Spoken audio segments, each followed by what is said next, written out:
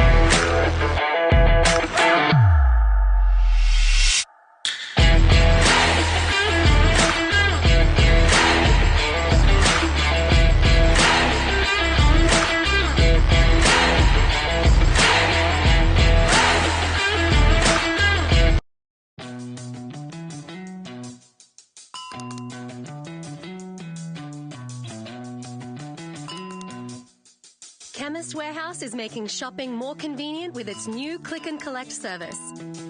Just tap to order items online. And it's ready for pickup within just 4 hours. Click and Collect. Try it today.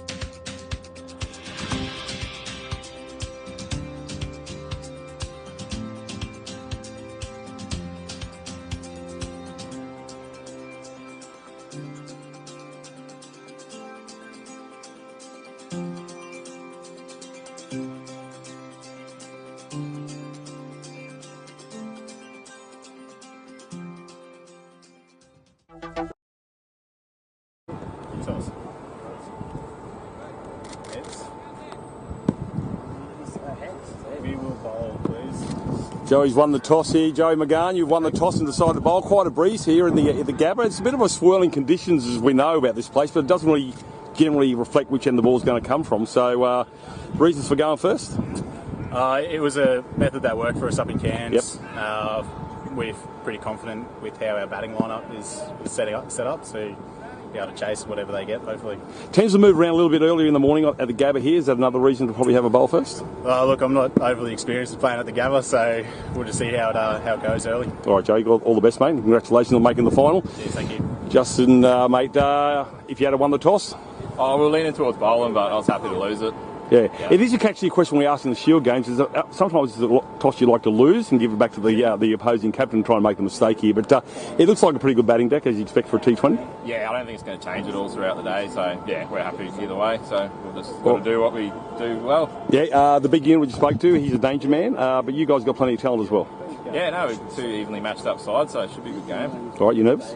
Oh, always playing at the Gabba? Yeah. Mate, congratulations on making the final. All the best. Great, thank you. Cheers, mate. Thank you. Welcome to the Gabba for this Country Challenge final between the Fusion and the Seamers. These two sides qualifying way back in the end of September, early October. My name's John Devine. Joining me on Bulls Masters TV is no stranger to championship cricket, Sam Lowry. How are you, Sam? Good, thanks, Sean. Thanks for having me, mate. Most, our pleasure. Hey, listen, just quickly, Sam Lowry, yourself, toss won by the Seamers. They decided to bowl first. Is that a good idea? I've been out there. It's quite swirly. Yeah, look, I don't think the toss is going to have much to do with the overall result. The wicket looks pretty good. The outfield's obviously really quick, but I think from a Seamers perspective, they probably just want to get in the field, have a bit of run around, and obviously put the Cairns or Far North Queensland boys under the pump early, seeing as though they come a long way down here. So it's probably not the worst thing to have a trundle first. Big Joey, he's a big man, isn't he? And I think he's the key for the Seamers' victory here. Yeah, so do I. I think, bowling-wise, on a deck that's going to offer a bit of pace and bounce, it'll be hard to get away. And then, the Gabba's not big enough for him when he gets going. So hopefully, we get to see a few Joe McGann fireworks today. Your tip? Being an old Central Queensland boy myself, Gladstone born and bred, I'm going to have to go with the Central Queensland Seamers, but hopefully I also want to see Jake Roach go really well. I think that'll make it a good game. Let's talk about Jake Roach. Last year or the year before, took a screamer at cover, bowled very, very well. Big Roachy, batted well as well. Those two blokes should be playing for the Wallabies. I think they'd do all right too, Roach and McGann. But he's another iconic player of the North. Yeah. Always seems to do well. I don't want to put the mocker on him, but every year when we go to Cairns or Wide Bay, where we've had the country challenge, he's in the top run scorers, top wicket takers, and always Jake's catches and run outs because he's a very good fielder. So hopefully see him get going today, and the game will be better for it. There's the Central Queensland side on paper there, and we know what paper does. Joe McGann, the skipper of the Seamers, and we are underway. No, he's just going to come in and do a Curran, and he's suspended for 4 matches. See how he goes. But, McGann will bowl from the Stanley Street end. That's the end of the breeze is coming from. As we mentioned the top of the show here, with the Gabba, you do find that once the air gets into the centre of the Gabba, it tends to swirl around a little bit because it becomes what we call on the Shield games is the washing machine effect. And as Joe said, it didn't really matter. They just wanted to bowl first because that's what's worked from up in Cairns to the start. So we're underway. Country Challenge 2023 final live here from the Gabba. McGann comes from the Stanley Street. Swing and a miss. Intentions are there. Well, we've got a power play. So Wilkins. We'll go hard early. Very good square of the wicket player, Matty Wilkins. So, he probably thinks he missed out there, but he's a very good player. So another one to watch from the Cairns team.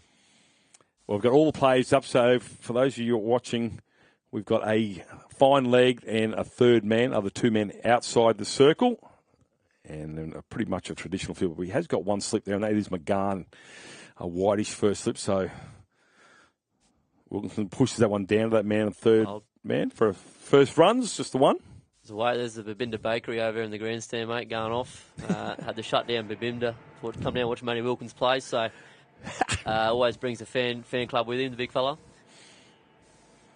That brings the Roachman on strike.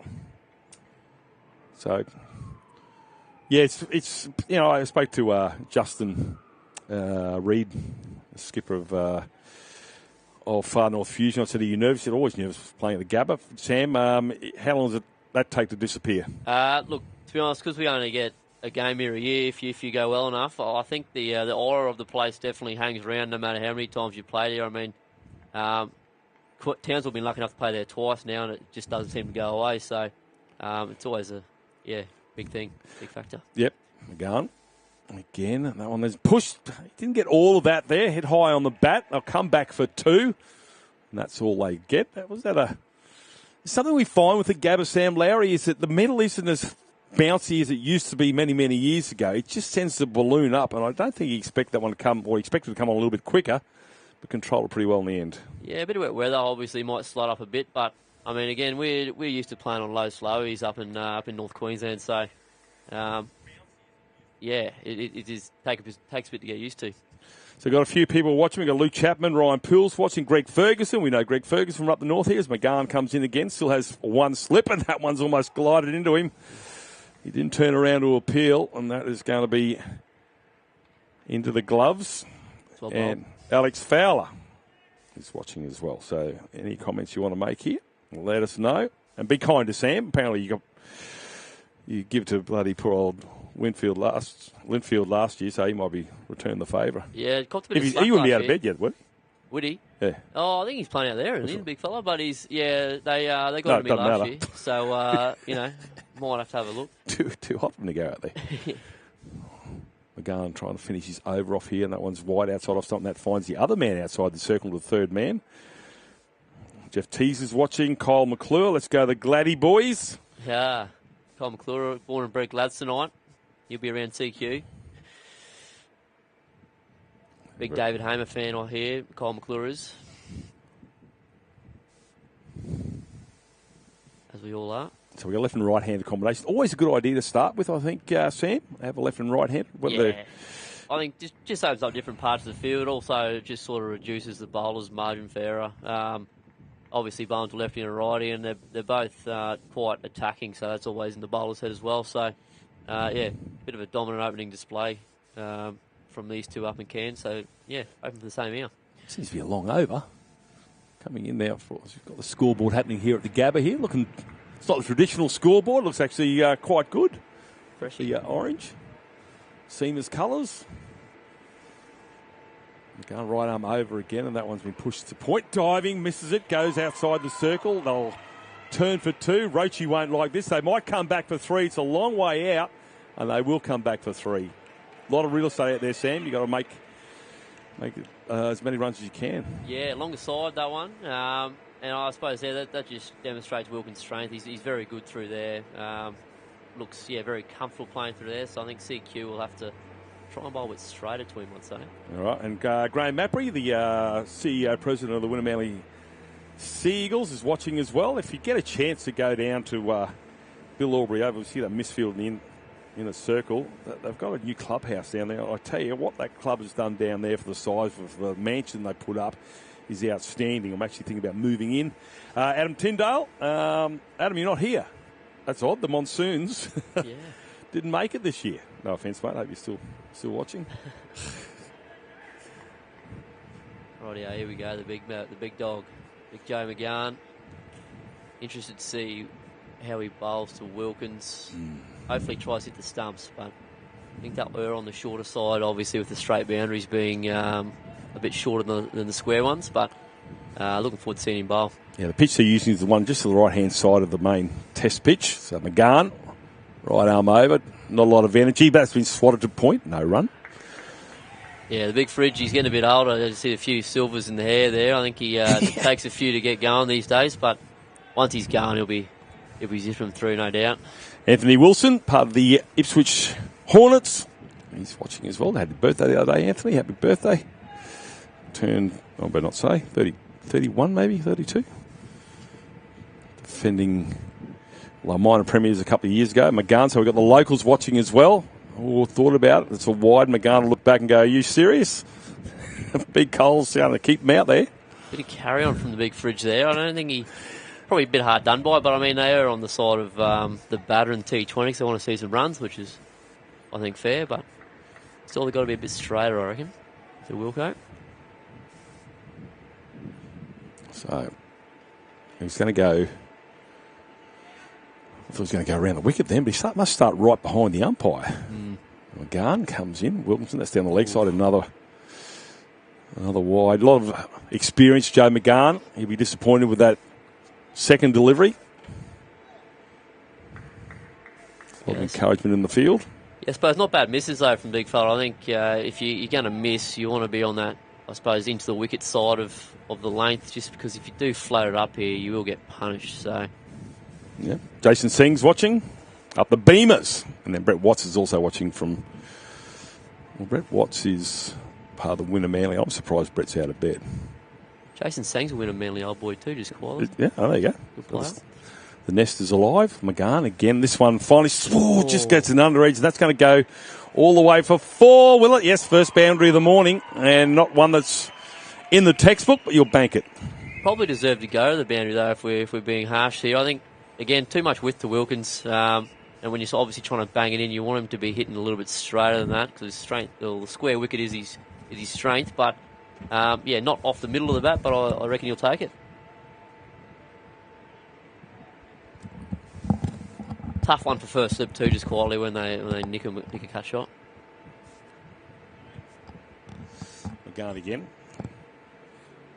That one's down the leg side. This could take a while. We've got to be out of here by 2:30, Joe. But anyway, they're going to come back for 2 wides.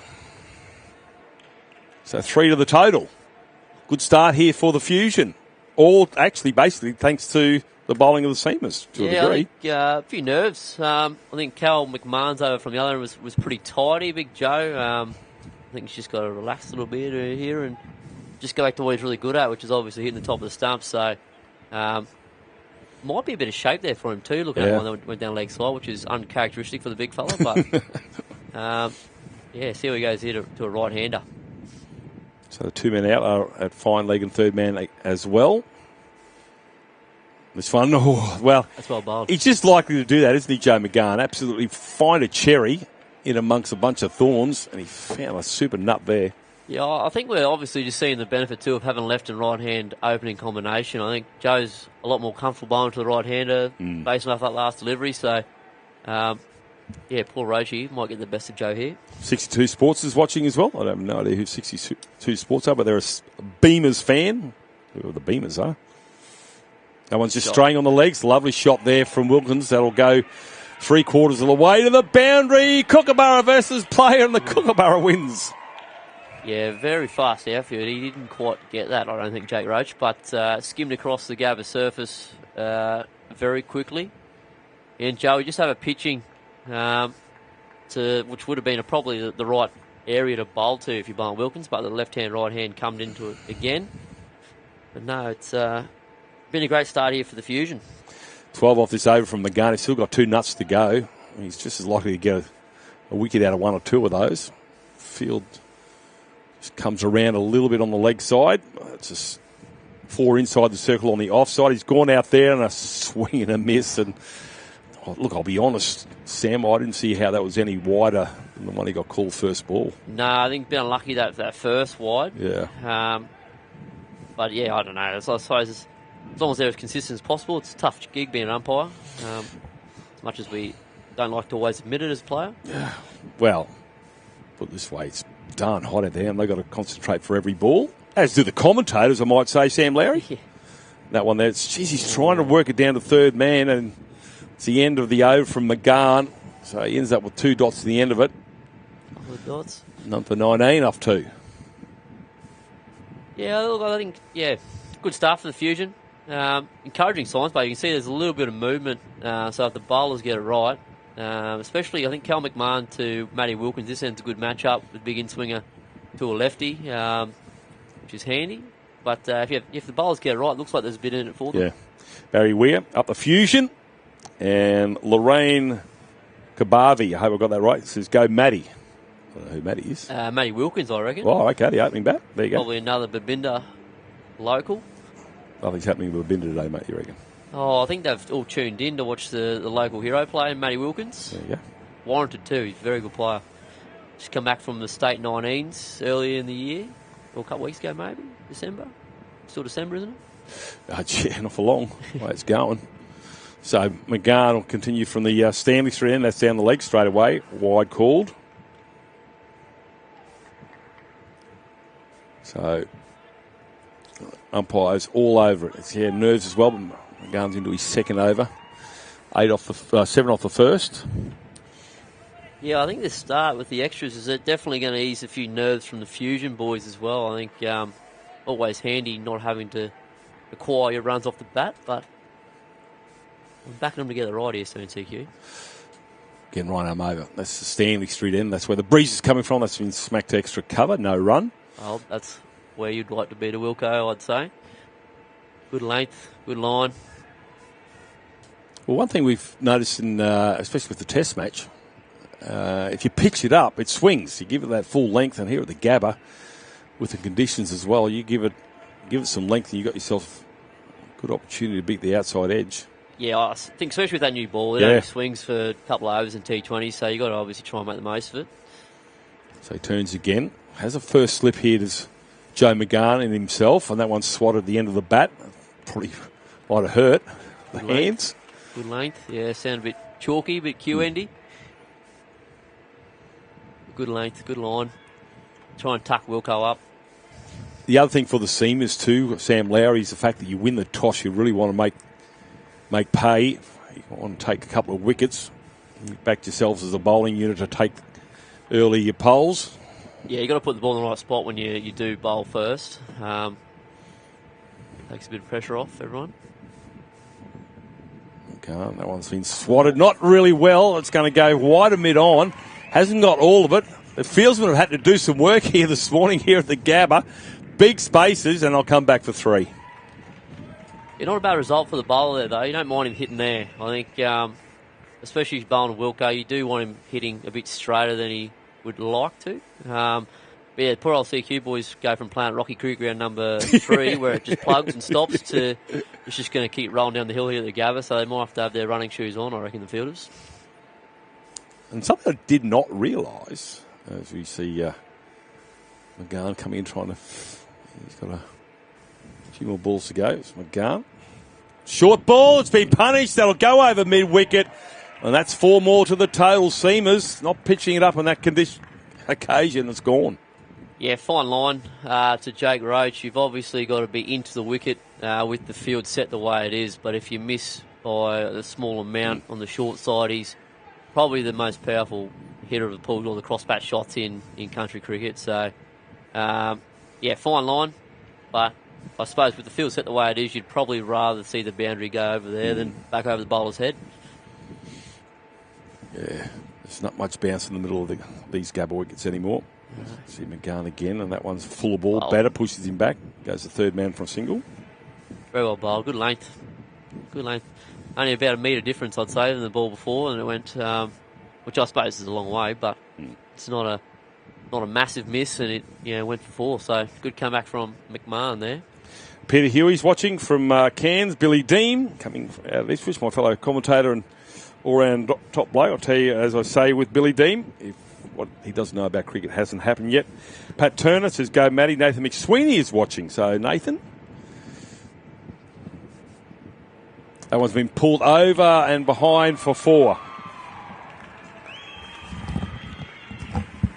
Yes, great start here from Fusion. I think CQ, they might have to just slightly change something up here, I'd say. I'd personally like to see him give Logan Whitfield a crack, left arm ortho.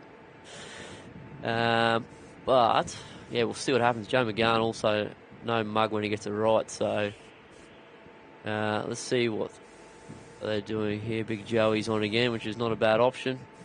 But look for Whitfield to come on early, I'd say, just to stem the flow a bit here.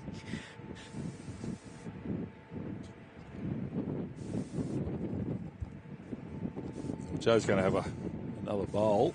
Wasn't the greatest first over in his career, but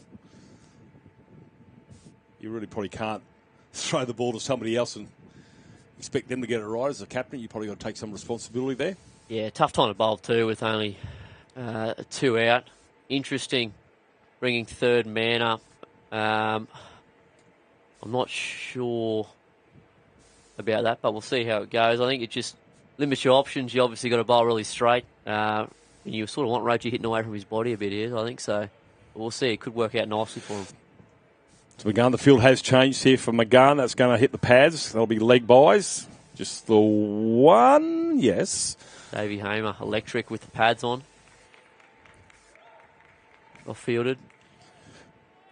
Interesting. The glove comes off. I can recall a Shield game where Jimmy Pearson pulled the glove off, threw it to the ground, and Matty Renshaw decided to pick it up, mucking around, and accidentally the fieldsman thought he was the keeper, threw it back at him, caught it with the glove, 5 runs. Confusion all round. Yeah, Matty Renshaw, it's one of the more humorous things to happen, but yeah, didn't do it again. Bowlers probably wouldn't be too happy with you if you did No, that. well, they got the runs plus 5. Oof. So the field has changed our third man. He might be the only player out, I think, Sam. Oh, no, there's a man down yeah, at fine final legs down there, hiding, I think. Yes. Camouflaging. McGahn to the left-hander, swatted. Bowled.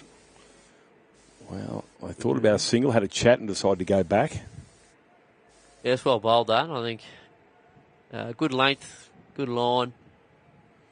The big fella looks like he's locked on a bit here compared to his first over, which is good. I don't only 2 balls in, don't want to put the mocker on him, but that's where he's at his best, is when he hits that hard length.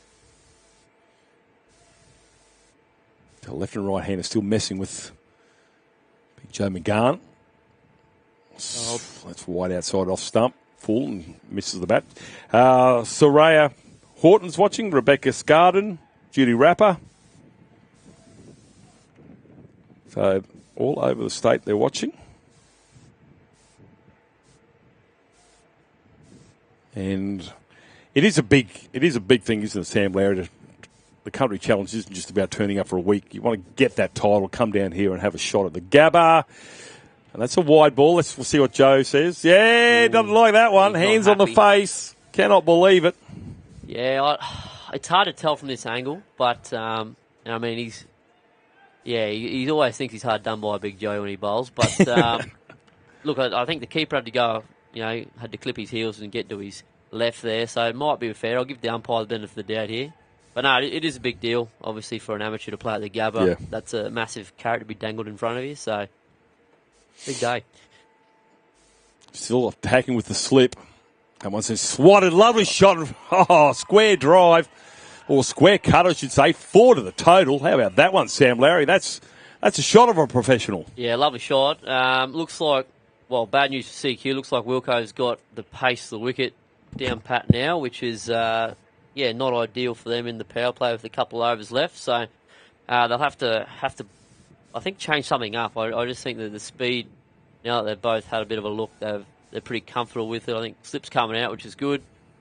Again, I think they're still bowling to his strength. He's very good at square the wicket. I'd like to see another fielder go on the leg side, maybe come around the wicket and hit the stumps a bit more.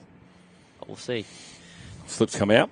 So we've got 5 inside the circle on the offside, and Australia's in an edge, and he's appealed by McGann. He gets the breakthrough, takes the slip out, and it goes into the gloves, and they make the breakthrough, the seamers, and Far North Queensland lose their first on 38. Well bowled. Again, I think I don't want to pat myself on the head there, but he's bowled a bit straighter and looked to hit the stumps and taken a pole. I think that's where you want to bowl to most lefties, to be honest with you. Hit that back of a length over the top of the stumps.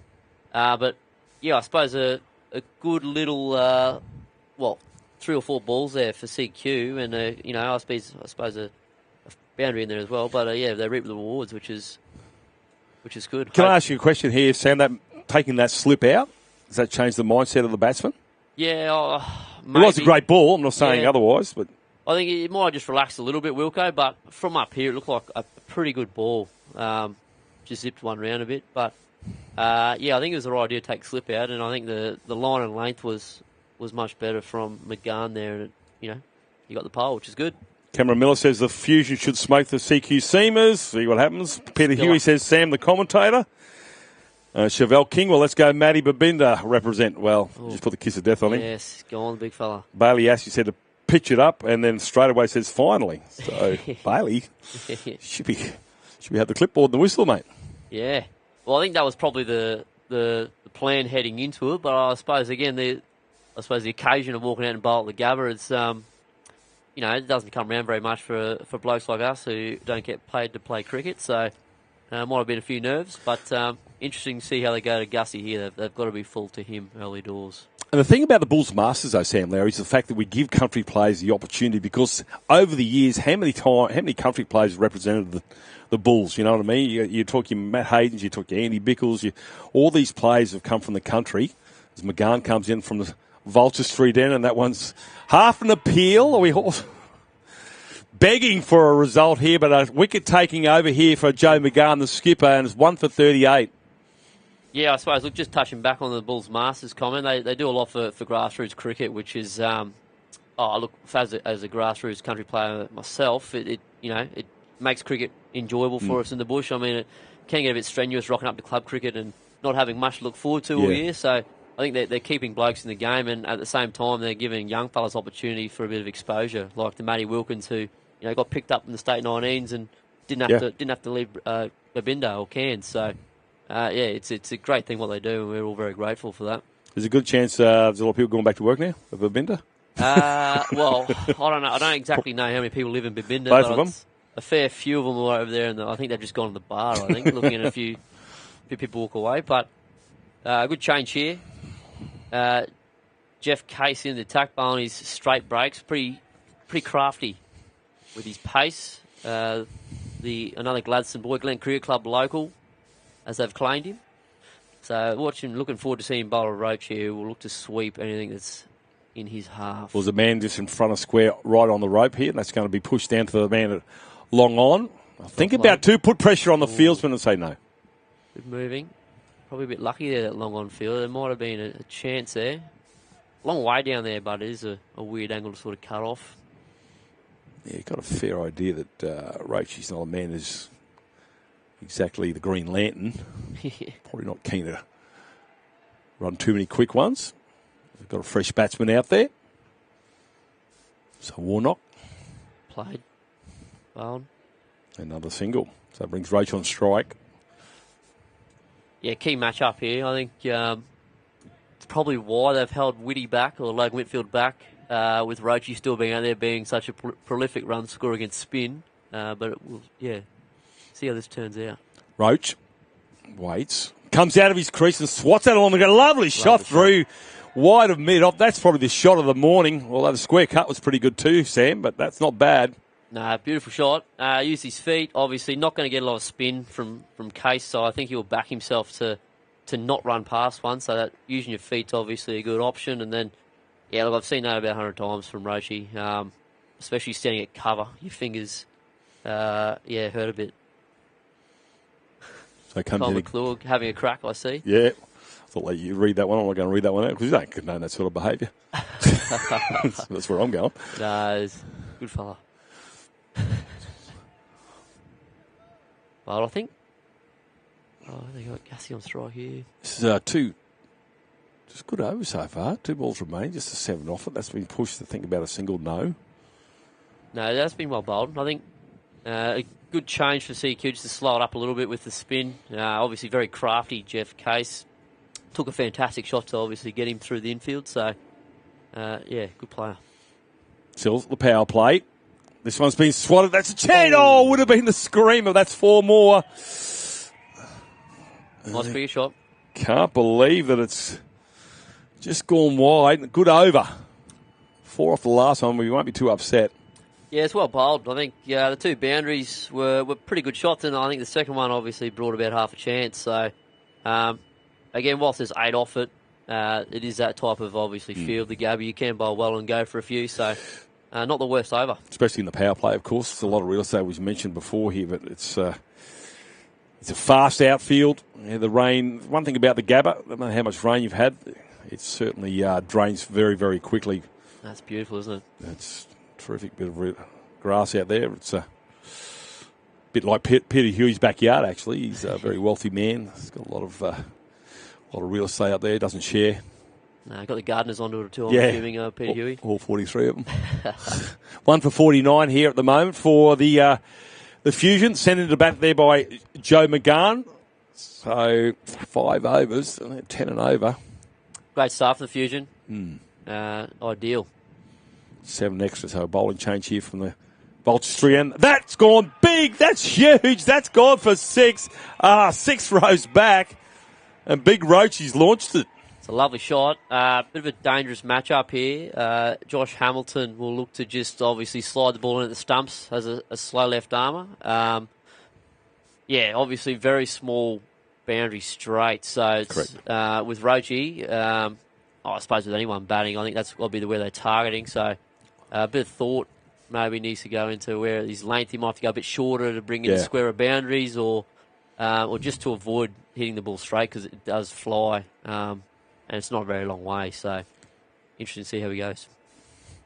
Continues again, left arm over the wicket here, and this one is a full ball on the pads. Probably where that might be. If you're going to go full, go on the pads. Yeah, we're looking at the field. They've got a deep wicket and a long on, so I think he's got to obviously be on that fuller side and then obviously at the stumps. So that's well bowled. Good comeback. Still got 5 inside the circle on the offside, and that one's been swatted. That's 4 runs. That's come out of the batter of Roach like a bullet, and the Kookaburra's gone to the rope. Yeah, Roachie loves batting the Gabba, doesn't he? Yeah. Obviously, it's a lovely place to bat, but it's a beautiful shot. Again, I think just a little bit too much width. especially to Roach. You don't want him free in his hands. You've got to be a little bit straighter here, which I think they've made an amendment to the field. Mm-hmm. Yeah, not a bad shout. I don't mind this from Skipper McGahn, just to straighten up a little bit more of a margin for error. Yeah, so for those you can't see, we've brought mid-wickets come inside the circle. Mid-off has dropped back, and we'll put a man back inside the circle from the onside. So still got the 5 men inside the circle on the offside. Hamilton over the wicket, and that's going to find third man short. Beautifully bowled. I think the field's right now. It just gives him a bit more margin for error. Can obviously narrow his focus and just make sure he hones it on the stumps. But no, it's a good adjustment. Yeah, Roachy 28 off 17. Doesn't like running. This one launched that one high in the sky. Actually, the player might have been out there, but he would have been too square, and that's gone for 4. Good shot. Another powerful Roach sweep shot. Again, I've been on the end of a few of those from the fielding perspective a fefew times. He's hit that really well. I think pretty high percentage shot as well. No one out there. Just has to get a bit of it. It's going to clear the ring. Good smart batting from Roach. Not an overly bad ball from Hamilton. Just obviously the byproduct of having 2 fielders out. So again, left arm over. This one's wide outside off stump and no run. Because we saw him readjust when he bowled full outside the leg side. When he had 2 players out, he did that again, and Roach took advantage of the fact those 2 players weren't there anymore. So end of the over. 1 for 63, the 50 coming up in that over. Very tough time to bowl. Obviously to a bloke that's set with only 2 fielders out. Your margin for error is really low. So, great start for FNQ, the Fusion. But I think this is going to be CQ's strongest period. They do have a lot of good slow and medium and spin bowling options that can really tie a team down the middle overs here. So, especially led by Logan Whitfield here. So I think they will look to, try and get a few dots or just go, under 7s, 8s and over. That'd be ideal for them. Yeah, power play is over. They signalled by the umpire. So they've got 2 men straight and deep. I'm not sure where they need it for. That's been swept, and that'll be well fielded inside the circle. It's well fielded. Not the worst start either. Interested to see how Roachy takes on the bowling now that the fielders are out. I think you look to sweep, but I think at the same time he's not going to go back into his shell. He will get the balls that are there for him to hit. I wasn't sure why Whitfield had the plays deep for Warnock. Obviously for Roach you do need that. Let's see what happens. He's got 2 men deep mid-on and deep extra cover. That one's gone. You've got to go further back than that. If you're going to catch it, that's going to be caught in the deep, is it? Lovely catch from Matty Wilkins down there by the looks. The big fellow, he's always in the game. But no, great shot. Again, not the worst delivery. Great footwork from Roach to get right back in his crease and access the cross-bat shot. Agree with you, John. I think they need to bowl as many balls as they can at Gussie Warnock while he's settling in. I think Roachy in is a tough prospect to bowl to. Yeah, he's in the zone, isn't he? Here he comes again, swats that one and misses it. Good catching. Good length. Good start from Whitty. Good start. I think, like you said, I think they just need a few more fielders up to try and keep the fresh bloke on strike because Roachy's seeing him like beach balls. Here he comes again, and that one's been... He hasn't got all of that. There's half a chance, and it might have just gone over the rope. That might be 6 more. No, 4, 1 bounce. 4 by the looks. Good gapping from the Roach man. Again, good feed. I think he's got right back in his crease here. Not a bad delivery from Whitfield by any stretch of the imagination. Into the wicket, that's where you want to be. And a tough one to sort of reel in for the long on fielder there. Obviously bounced just before him. Pretty big period here for Roach or for CQ. I think they need to find a way to get Roach out or keep him away from the strike. Well, it's for Whitfield to try and smother this. That one's a little bit quicker. Swats out high on the bat to deep mid on. They'll come back for 2. Roachy, he has to get on his bike, but he's at the non-danger end. Deceptively quick, the big Roach. Well run from Gussie Warnock. Yeah, called him through pretty quick. There's always going to be 2 there. Put the pressure on the fieldsman in the deep. At the moment, the seamers are leaking runs. Roach, this one, he's still got the finesse to find a single this time. He thought about two. Warnock said, well, you want one? He said, not on your life. No, I think they might need a few overs out of Roachy later on in the day, so they might limit those 2s and 3s, I reckon. Well, here's a question for you, Sam Lowry. Did he say only the one because that puts him back on strike? Well, that's probably a fair assumption as well. I think he's liking both ends, but he just had your momentum's running hot. Obviously good to face as many balls as you can, especially with a change of bowler here with the leg spinner and Wacker. Eunice, very crafty, but a big task at hand for Wacker. Yeah, it's probably going to be a mistake made by Roach here. I think that it's going to get him out. I don't know whether the bowling's quite up to him at the moment. But a change of bowl, McGann, this is probably not a bad ploy. It's not working for one, try another. Yeah, not a bad shout. I think, pace on seemed to be pretty easy to hit, judging by the look of it. And Wack has got that delivery in him that can take a wicket. So, obviously, big job to be nice and accurate here, but he can also provide a bit of spark, which is what they need right now. So Roach waits for Wacker. Not a lot of footwork. Smacks that down to mid-off for a single. So they've got him off strike here. Now they need to put the pressure on Whitfield. Look, I know you've got to get 10 wickets. Roach is one of those. But right now I will be bringing everybody in an attacking position just to really get a little bit of nerves there. They've got to try and get a wicket. One down isn't enough at the moment for 78. No, I agree. That one, well, he's given it a chance and out. Good catches catch. him the deep. Wacker makes the breakthrough. He can't believe it, Warnock.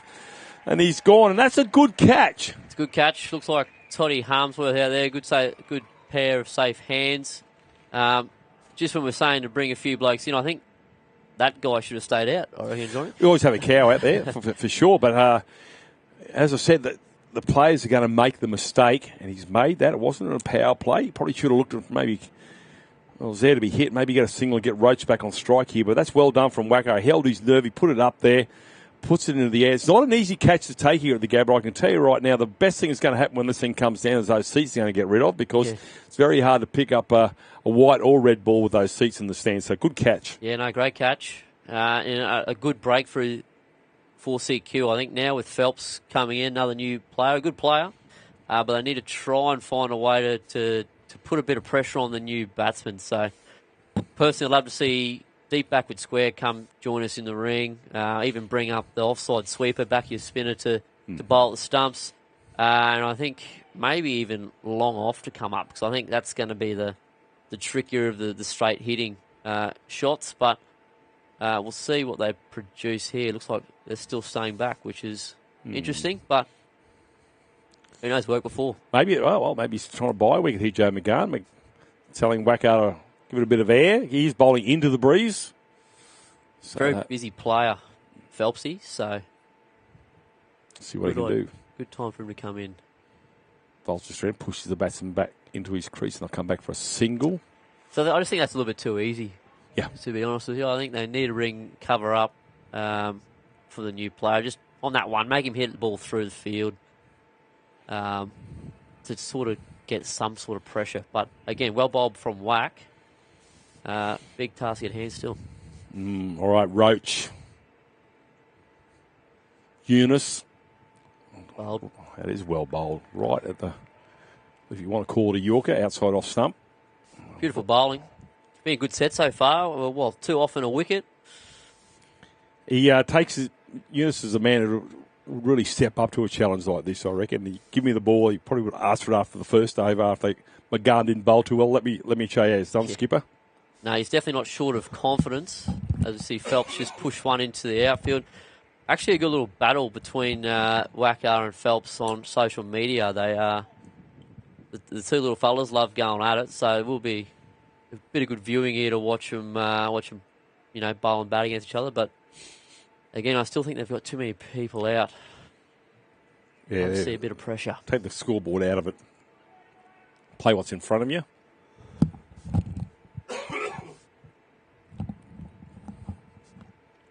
Single, or maybe two in the deep.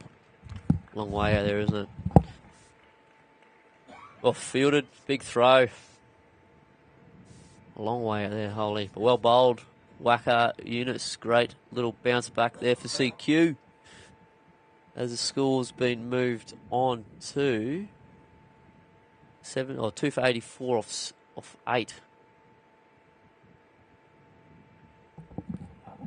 So interesting, they're going Whitfield again here, I'm assuming. Keepers up over the stumps. Ploy. Righto, how's their field looking? Yes. Yeah, good. Roach on 47. Looking very good, isn't he? Yeah, I think he's given it a life. Looking very good. It's been a chanceless 47 thus far. And I think he's... Because, they got off to the start they have. He can just afford to push a few around here to rotate the strike. Whitfield, southern end. Wide outside off stump. I should really make sure it's only the one. I'll come back. Roach 1 or 2 all the time. Good throw from the deep. Great moving out there. Again, a long way, long throw. Good placement from Roach, good hands. I mean, that's just how he's hitting the ball. He's looking very good today, putting it where he wants to, and he's got a good little runner and Phelps down the other end to help him get through the 2. So Roach, again, waits. That's a good ball. Pushes him back. They'll get a single again. That'll be 50 for the Roach man. So 28 deliveries, so well battled. Yeah, striking them really well, which with the country tour coming up in a couple of days, it's good to see. Sometimes you hear a sledge about bowling from both ends. Jacob O'Brien suggesting bowling from both ends, and I'm assuming he's talking about Eunice because he's actually bowled quite well. So yeah, I think that would. Oh, well, they probably wouldn't mind it. Yeah. Right now, but I think Woody's doing a great job here as well. That's well bowled. Up-ish. I'll get a single. Roach. Yeah, the big fella's starting to... That helmet's full of sweat now. Yeah, I think... Well, again, I don't want to put the mocker on him. But I think he might just try and cruise here. Well, cruise his way through to about 12 overs and wait for the quickest to come back on. Before, yep.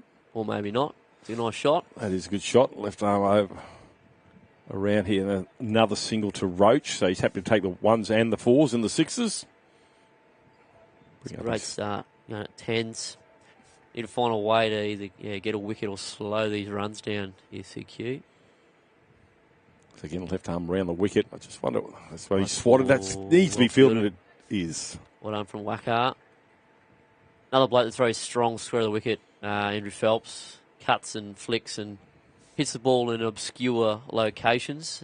So he's quite a difficult man to set a field to, which makes him perfect for this scenario right now for the Cairns boys. Roach launches. There's a man in the deep there. Is he? Oh, he doesn't attack it. Allows it to bounce. And Whitfield puts his hands on his knees, suggesting maybe there was a bit more effort. But as I've said it before, Sam Larry, it's hard to pick up the ball here at the Gabba sometimes. Yeah, especially when you have to come in a long way. I think it is a long hit out there. You know, you're not really sure whether to go or to stay. But I think, again, with it being Roachy, I think as you're the bowler or the captain there, you wouldn't mind running past it to have a crack at catching it rather than a bounce. Because I think if they get Roachy there, it just sort of puts the brakes on for them for a couple of overs. So, but again, tough to pick up out the seats. Yeah, Jake Roach, 51 off 29 deliveries with 6 4s and 2 6s. So doesn't like running Roachy, but he's certainly a man who's fine in the middle. So Eunice again comes on to Roach. Comes out of his crease. Very well bowled. Did he see him coming, Sam? I think he did. I think he left a little bit early, and Wack just took a bit of pace off and went into the wicket. That was very well bowled. Very crafty. Like I said, he's bowling into the breeze.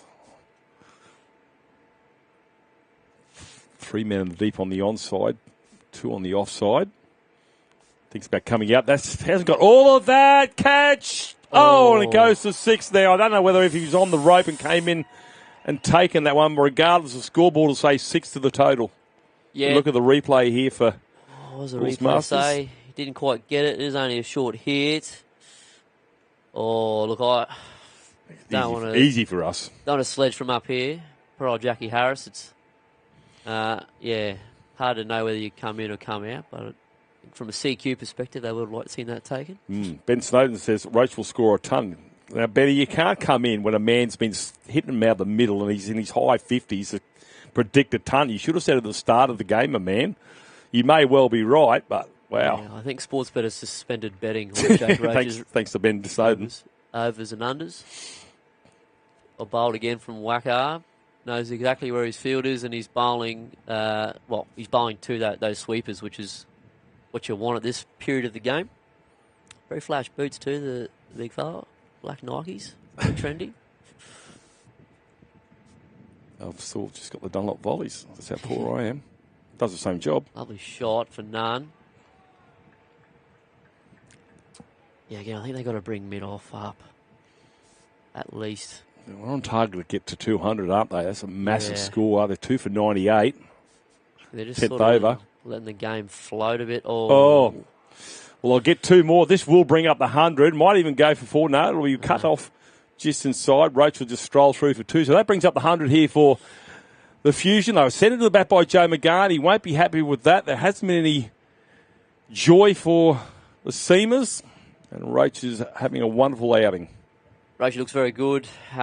Probably need to stop that as well, especially when you're fielding teams under the pump. But yeah, still 10 overs to drag it back here, CQ. So still got time to produce something. It's a wide delivery. Dom Castle's watching as well, so welcome, Dom. He's probably got more devices on than he should have, but they're watching 2 forms of cricket. I think that's everyone at this stage of the year, isn't it? Probably. No lawns getting cut this morning, people. No. That one's a quicker ball. That's gone a bit early, did he? Yeah, he's not having a great time but they're at point, is he? Just following him, and that's what happens when you sort of a little bit of self-doubt kicks into your head in the field. It just sort of follows you around. Yeah, you can't really blame the surface. Probably he's expecting it to turn because of the usual outfields that he's had to put up with. Yeah, he's sort of on the heels a bit, especially in Rocky. It does kick up and hit you in the face every now and then. And that's Callum McGahn, so he won't be popular with Joe. But hit with some pace, so that's a bit of a drink break. 10 overs gone. 2 for 103.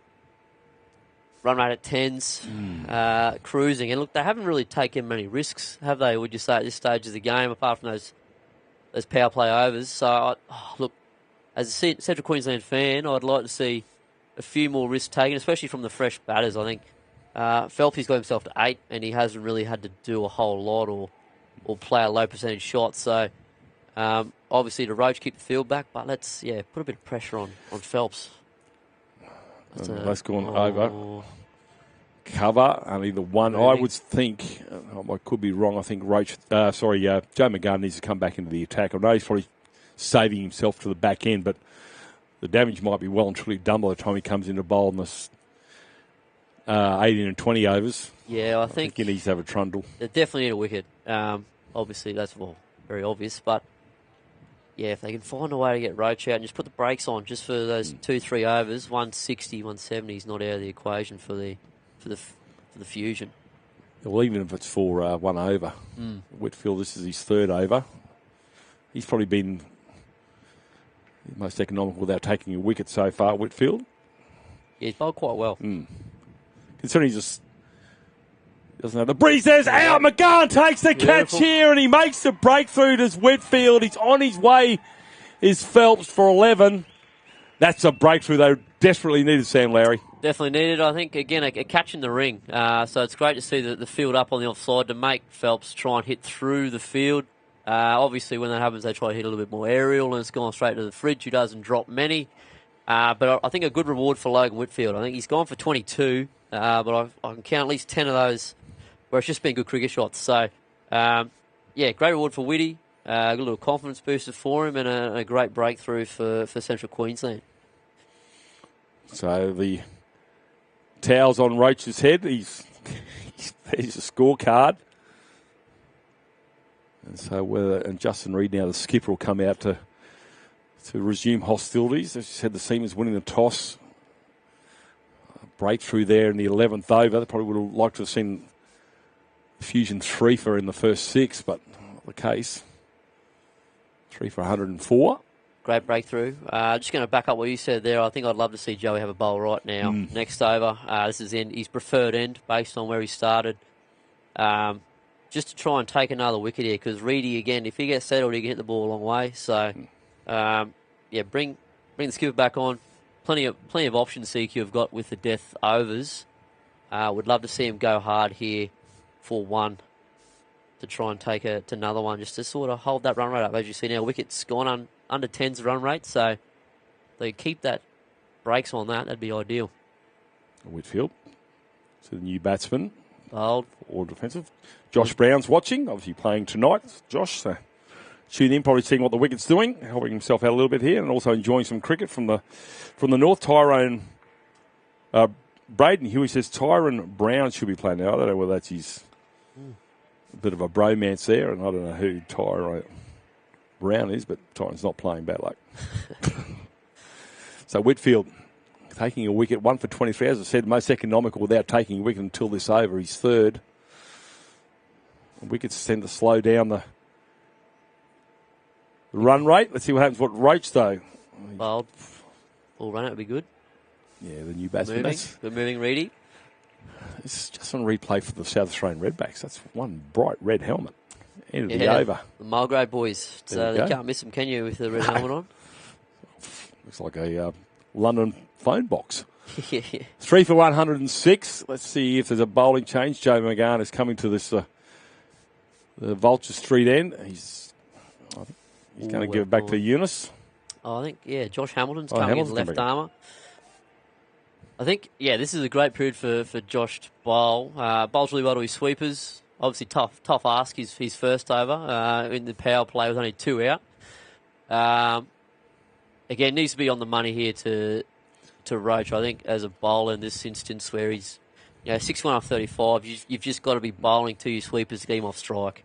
So even if you're bowling low full bungers, to get him try to hit those blokes at mid on and mid off just to get him away from the ball. I think that's got to be the plan here. And then to Reedy, try and buy a few dots, and then he might present you with an opportunity. So, interesting to see what happens. Interesting passage. Hamilton 14 off his first. Bold. A dot ball. As a captain, Sam, you've obviously done some skippering in your time here. If a bowler's been carded, he's been brought in the side here because he's got the quality. At times you're going to get a bit of a touch-up, but you still got to bring him back in at some point. And it's not a token thing. You back him to take the wickets, don't you? Yeah, definitely. Hamilton comes in again. That one's in the air. That might pierce both fields, and one bounce Good four. shot. Great shot. I think you just got to back him. I think it's the format of the game. It's a very batting-friendly format. The bowlers will get a bit of tap here and there. You just got to make sure you pump their tyres up when they need a bit of air. But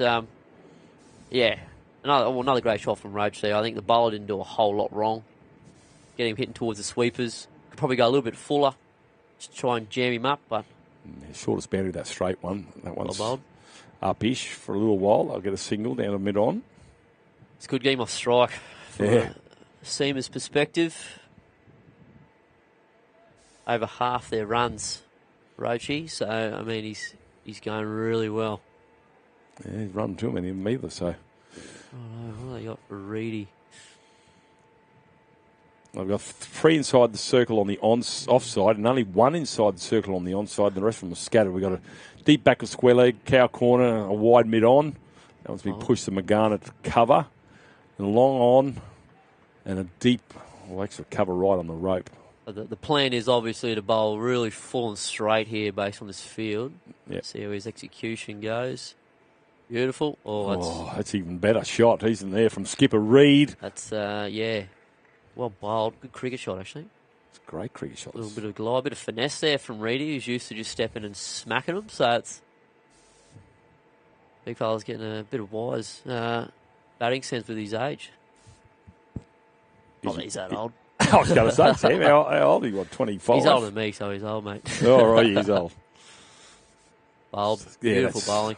Oh, you need to cut that off. We'll try to anyway. 12 bowled. It's not a bad set from Hamo there. Yeah, end of the over. That's a good point you make there. I just think they need to have that one guy, whether it's on mid or short cover or short mid-wicket, just almost on the square, just to cause that little bit of heat to the batsman. If you know what I mean. If it comes to you, might catch it. McGahn was in the right position for that wicket off the bowling Whitfield earlier, but you just need that guy in front of you the batsman can hear him breathing near, and he's giving a bit of chat. Yeah, I think, and from a batting perspective as well, you just want to, well, it's a little bit less, well, you're a bit uncomfortable when they're a bit closer to you because you know you've got to actually do something to get it past that person or maybe open the hands, and that's when you might tin one or miss one, and that's, again, just a bit of extra pressure on the batters there would be ideal. But here they got mid-off coming up. It's not a bad option bringing mid-off up. This is his last over. Whitfield, 1 for 24. Oh, bold. Good Well hands run. from Reed. Good hands. Another example there, Sam Larry, of having that man just a little bit closer for that slow bowler. Yeah, I'll be a little bit more forgiving there. I think that's actually probably pretty good hands from the batter there with that cover back. He just sort of dropped it in that gap because as you see, Wacker is off the ring there. But well bowled from Whitty. Here's Roach now.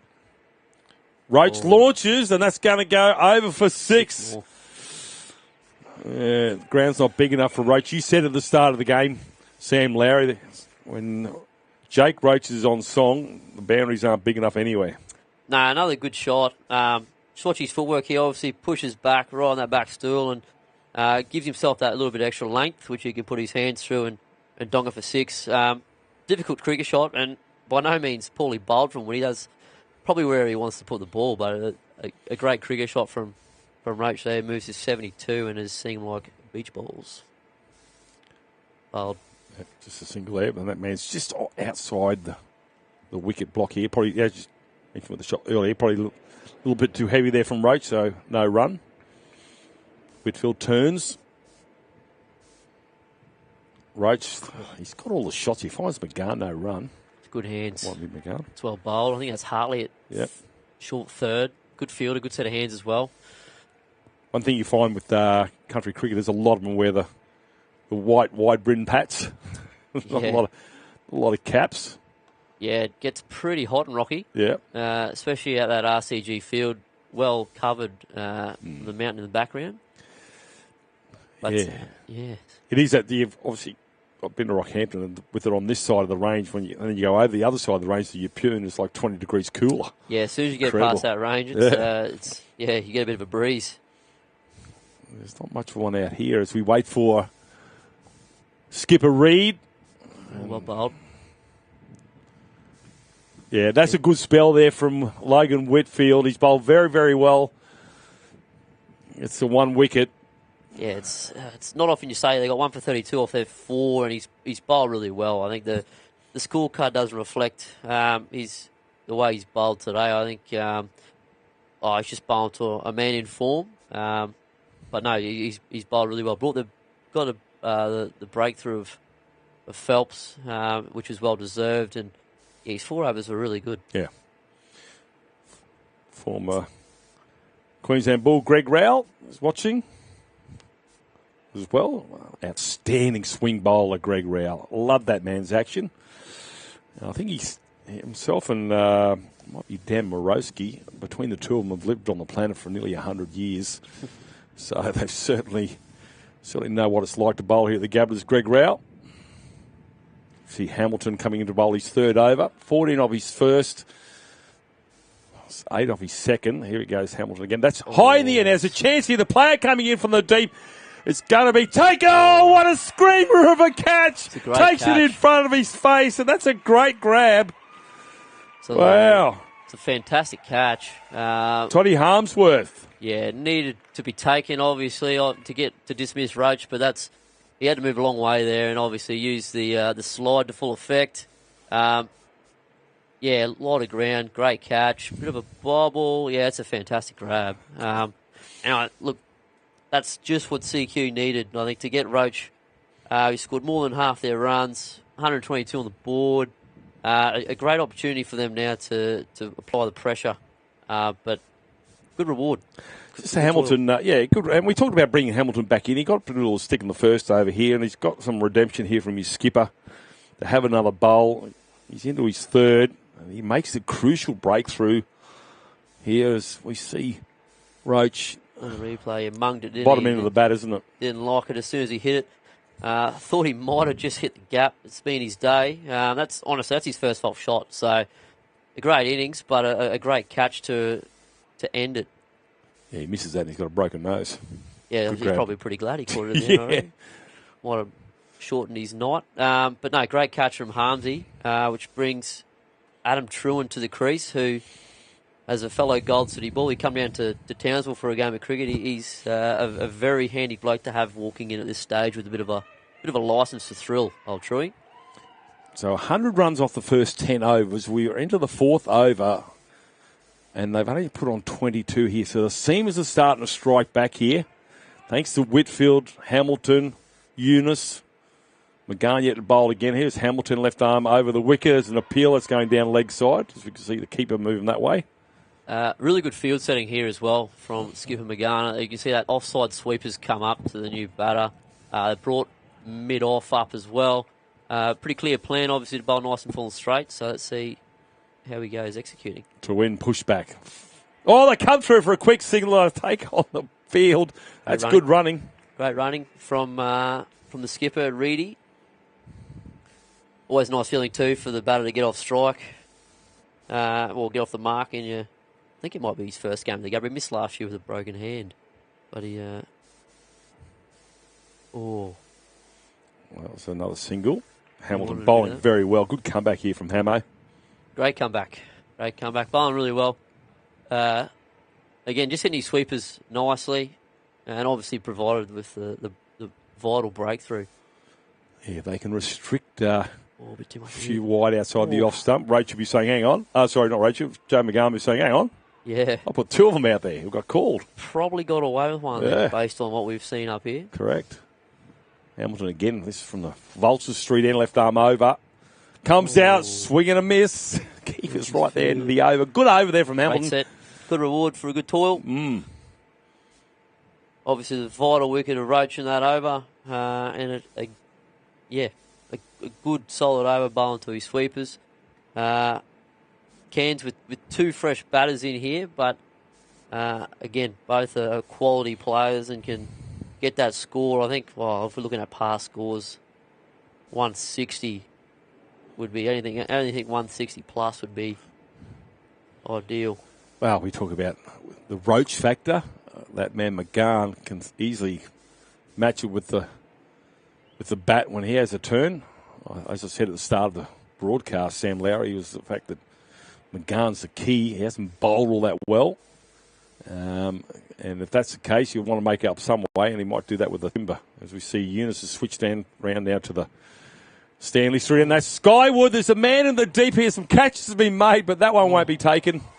Has it gone the six? It has. That's a tremendous cricket shot. That's gone over wide mid-off, and he's taken that from what looks like on the stumps there. So Eunice didn't miss there. He bowled probably where he wanted to go, and he's hit an unbelievable shot over long off. Yeah, easy to do on the onside, but the offside. Yeah. 6. Extraordinary. Well bowled. Oh, he's trying to... Geez, a crafty bowler, isn't he, this Eunice? He just knows, he watches the batsman's feet, see where they're coming. Yeah, very good player. I think he played a bit of first grade for West in Brisbane. State 17, so he's obviously no mug, but he's bowling really well here. That's a lovely ball. Well bowled again. Just mixing his pace up really well, which I think here at the Gabba, if you're a spinner, you've got to do. I think it's, and Sam Larry, I think that's something that's been missing in the Big Bash. I'll come back to that in a second as we see Eunice, and even in Shield cricket, as we see Eunice come in. That's given a bit of flight there, and it's going to find McGahn at extra cover. No run. Is the slower ball, the slower speed length. We talk about line and length being different, but just a slower ball or a quicker ball, we don't see a lot of that. Schwepson's another one. Just bowls quick balls. Once he bowls a slower one, it's indecision time. That's a lovely shot. That's a lovely shot. Hamo's going after it. The big fella Hamo slides, picks it up. Is it him? I think it might be Hearts again. He's he's parked up there. It's his first bit of action all day, I reckon, the big fella. Where? In the ring. But he moved really well there. Yeah, I agree with you. I think it's really hard because obviously the bats these days and the skill of the players, you don't have to miss by much and you hit for 6. But I think, if you have the ability to take a bit of pace off, as Wacko's shown here today. Lovely dive there into off the blocks at the Olympic pool there. Paul Buller says, great innings, Jake Roach. And CNW Electrical Townsville, great sponsor of the Bulls Masters, say, great work, Roach. He loves the Gabba. He does indeed. That might be Peter Bush, I'd say. He might be on the CNW account. Yeah, great man. Obviously disappointed that his beloved North Queensland aren't here today, but a lot of cards and flowers were sent around to Pete's place after they didn't make it. He was a shattered man, along with Adam Tyndale.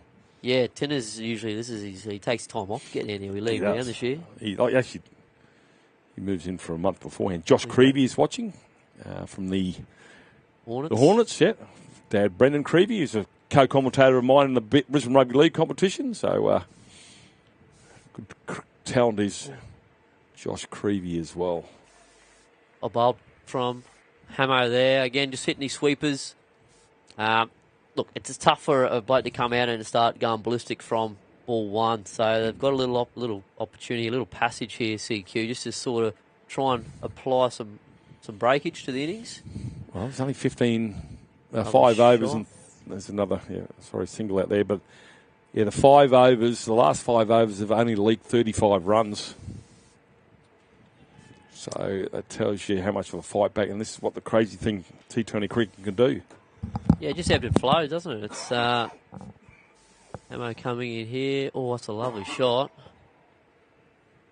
Armsy safe as houses down there at long on. Obviously, got their key fielders in the big dog spots with Harmsy and Whitty at long on and long off. 2 very good fielders. Truan's on strike. Hamilton.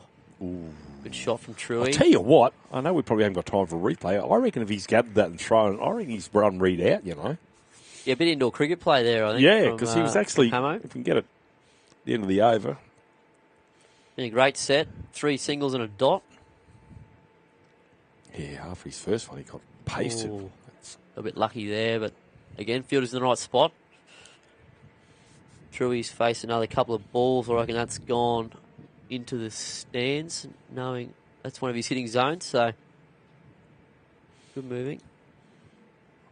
Last ball of Hamilton's spell, 1 for 28. As I said, 14 off the first, so his second 3 have only gone for the same. Turns. Left arm over. No one's high in the sky. He might get himself another one here. Is it too big? Can't see for the scoreboard. The catch has been taken. Logan Whitfield, another strong fielder down at long off. Great snare. Good reward. And I suppose good reward for the skipper too for continuing to give him another bowl. Backing his bowler there, I think perfect time for him to bowl Hamo in this little period here. Really good at bowling in the middle overs, and a good catch here from Logie Whitfield as the Fusion lose another wicket. I think they're 4 or 5 down now. 5 down. 5 down for 137 off 16. So. Good little fight back here, but they'll have to be on their money here, CQ, because I think that's Brenton Edwards walking out the bat, the King of the North, the Incredible Hulk. It's a big call. Hits the ball a long way and doesn't take a whole lot of time to get going. So, whilst they got a couple of good breakthroughs there, the big dog here can hit the ball a long way. Don't want to put the mocker on him. We might, if we can see that replay again shortly, that catch. I want to make mention of Todd Harmsworth here. Now, I don't know whether it's on purpose or not, but he's gone right behind Whitfield for that catch in case it's come off his face. Yep. Or he hasn't caught it properly. It was a little bit of backing up there from Whitfield. Yeah, great thinking cricketer. Have a look at this. So, goes right behind the catcher. We can't see because of the side screen. I said school ball, but the side screen we couldn't see. There he is. Yep, just backing his mate up, isn't he? Yeah, great bit of work. I think it's also good to have him there just to let him know the boundaries as well. I think especially when you're not used to playing with ropes or anything like that, it's yeah, I suppose. It's not bad to have him there. So, Cal McMahon into the attack here. Open the bowling from the Stanley Street end to start the day off here, and that's a chance. It goes wide. Might have been a brump ball, but anyway. Might have been a crowd catch, but no, well bowled. He's hurt himself. He's all right, hopefully. Yeah, he's good. You know why, Sam Lowry? He's a country player. He is always tough. We get some grade crews, they go down, and oh my God, we've got to get a chopper in. Well, to be fair, we used to plan on, if we dive like that, we come up with gravel rash. Yeah. So it's a bit different at the Gabba, but well bowled. There has obviously got his field set to bowl nice and straight, and he execute that straight away. Must be on the money here to Eddie, to big Brenton Edwards. I think if you give him any length, it's got to be well, it's got to be a bumper. Or you've got either got to go really full or really short to Eddie here and mix your pace up because he does wind up and hit the ball a long way. 5 for 138. Edwards yet to get off the mark. Truan's been out there for a little bit with 4. Outstanding innings from Jake Roach, as you expect from the Gabba. And now we see the man-child here. Look at the size of him. Wide. Ooh. Not bold. Had to look back eventually, did McGahn. And it's not bold. I think, again, I think it's just a good hard length outside off there. Again, out of the strike zone of Edwards, which is good. Keep that hard length. Get it away from his levers. Where's the field set? Oh, he probably missed out there. They got no one back on the offside. So it needs to be a little bit straighter. Edwards with a toothpick in his hand. God of Thunder. Drives that down the long on. Late. Big fella's away. Oh, no. Slips. He wants a bit of the action, the big fella. But no, well bowled from McMahon there. Big Cal. They've come back well here, haven't they, the Seamers? It was looking like, for all money, the 200 was going to be the total. Yeah. And at the moment, it looks like they might keep them under 170. Yeah, I think it's been a great comeback. But these two at the crease for the Fusion can go Kerouac. Oh. Good length. Great length. Yeah, trying to be nice there. There is a man down at third man. We've only been a single.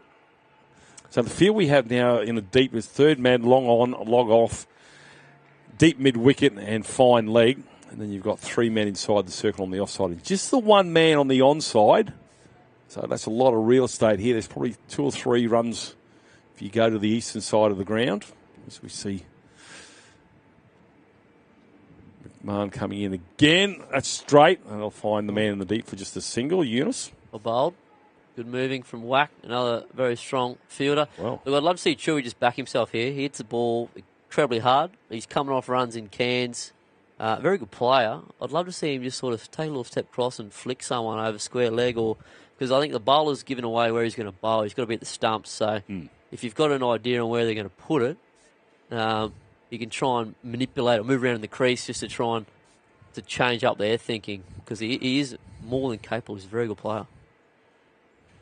Edwards waits, pushes that one down a long on for one. Good bowling there, right on the toes there. Couldn't do much more than that than squeeze it out for a single. Again, lovely length. Either it'll be nose or toes, and he's chosen the nose to good effect, as I think Big Joey's coming back on. End of the over there, so 5 for 141. Good score this. Good game of cricket. Yeah, they're on the canvas, weren't they, the Seamers? Referees over the top. They got to an 8 count and they got up. And now McGahn will come back in. Not one of his good or better starts to a game here. McGahn, a couple of wides in the first one. A couple of big fish going out here too, just quietly. The Fridge versus Brenton, the King of the North, Edwards.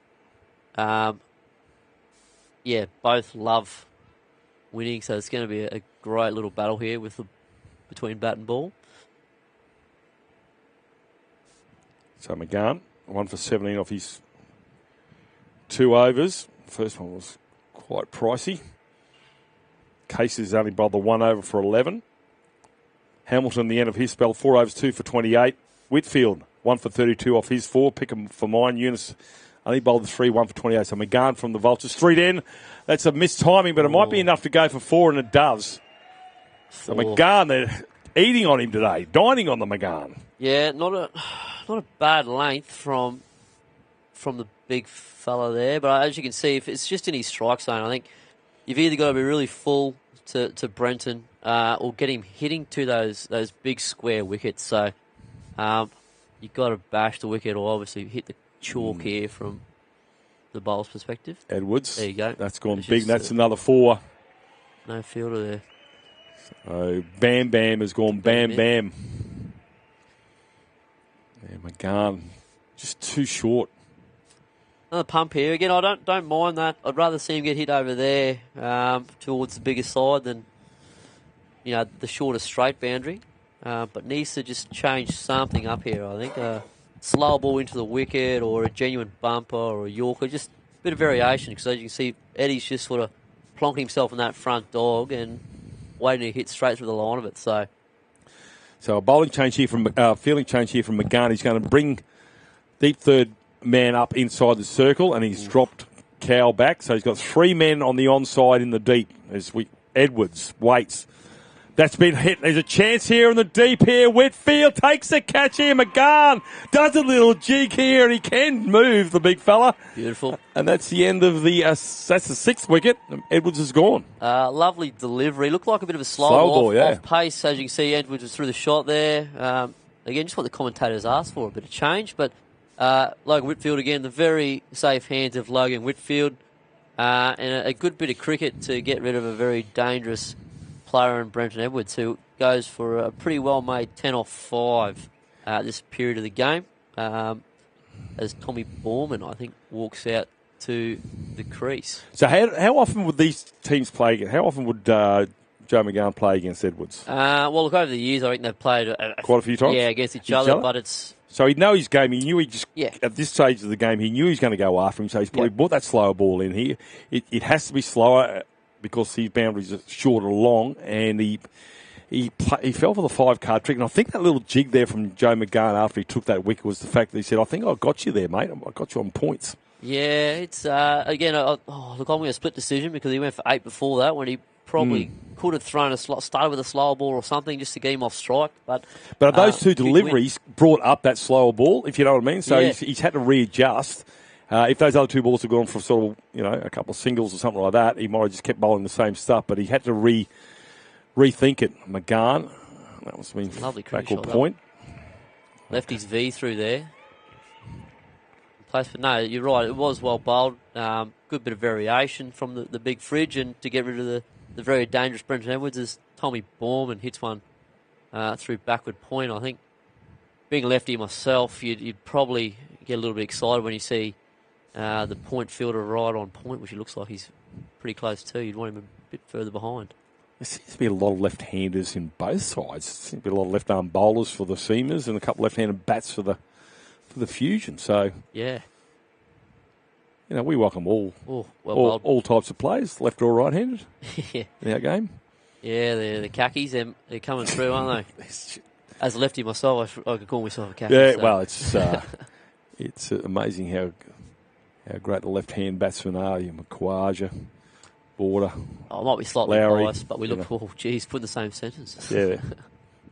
Joe McGann, he gets a wicket, and he's a completely different player. His confidence is back the big unit, and Joe McGann gets a breakthrough.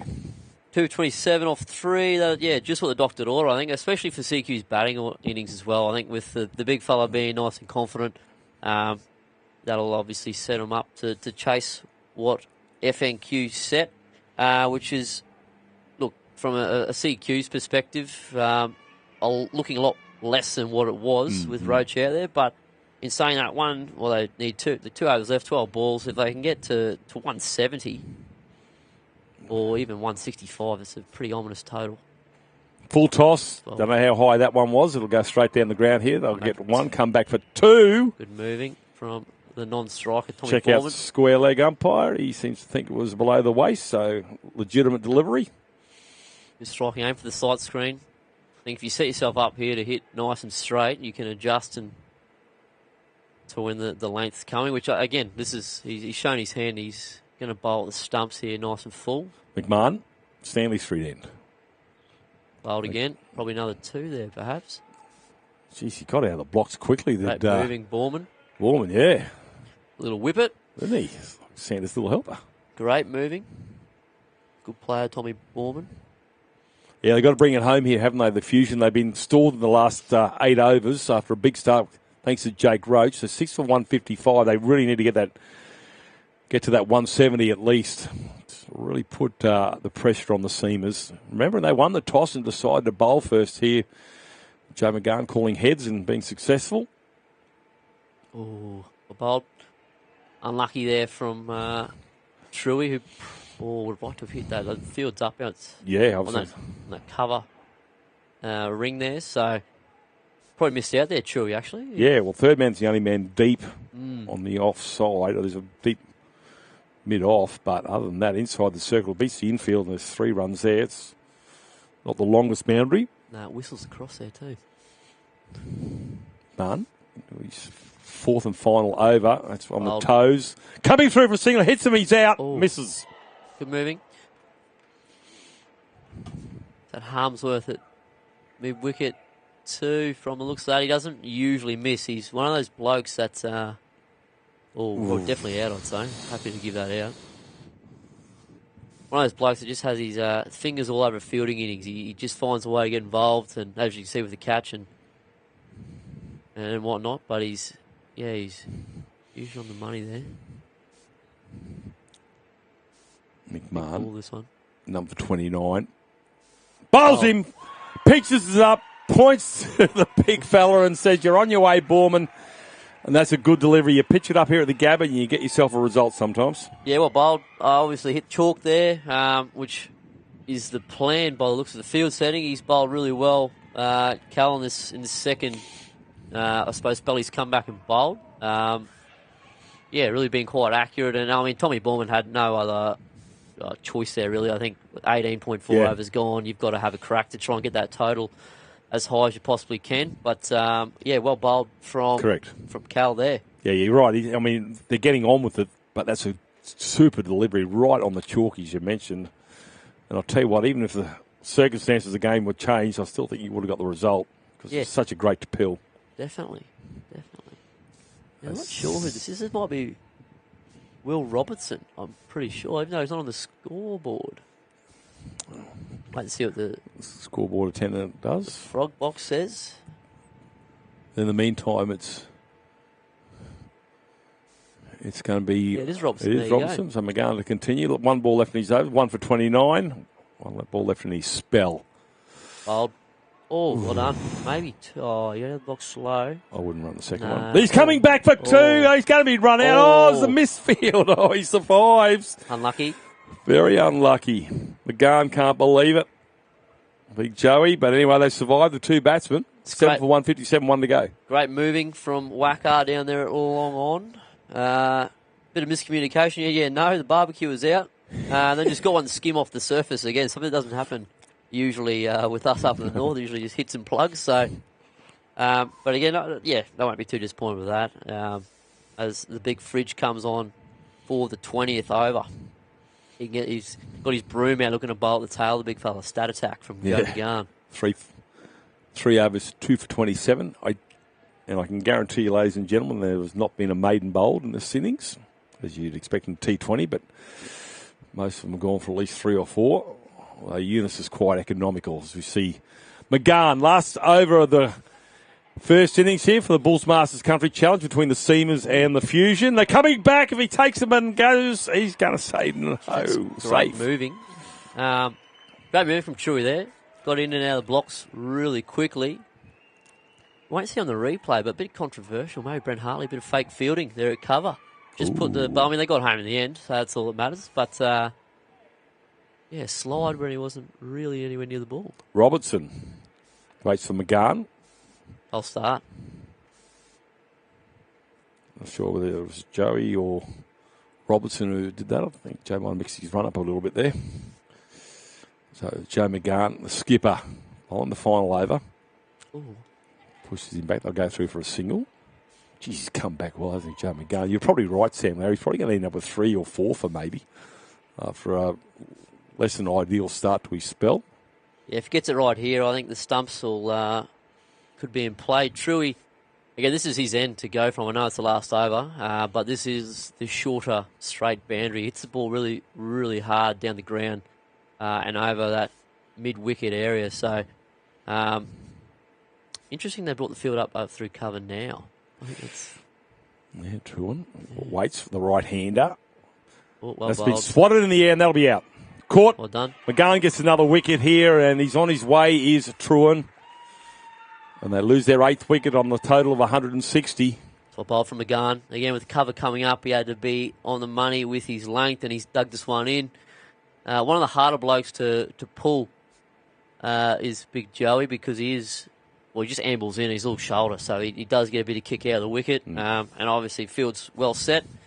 and well taken from Cal McMahon there by the looks, but Big Joe proving to be good at the death edge. He wants to get a fifer. Cheeky Joe. 2 for 30.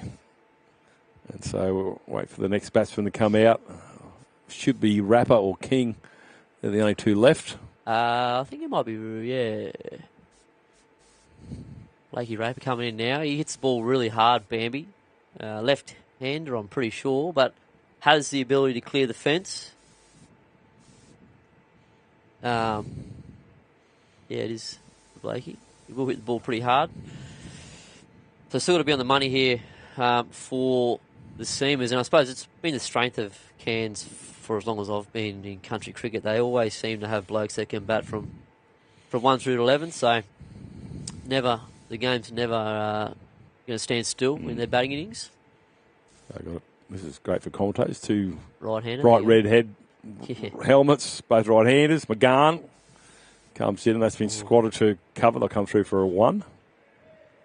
It's good. I don't think they're going to get the 170, Sam Larry. I think I could be wrong, but gee, that's a good comeback here from the Seamers. It's a great comeback, yeah. It is when Roachy was at the peak of his powers and around the 10th over there, we were thinking, a bit closer to 200 even. They'll strike going at 10s and over.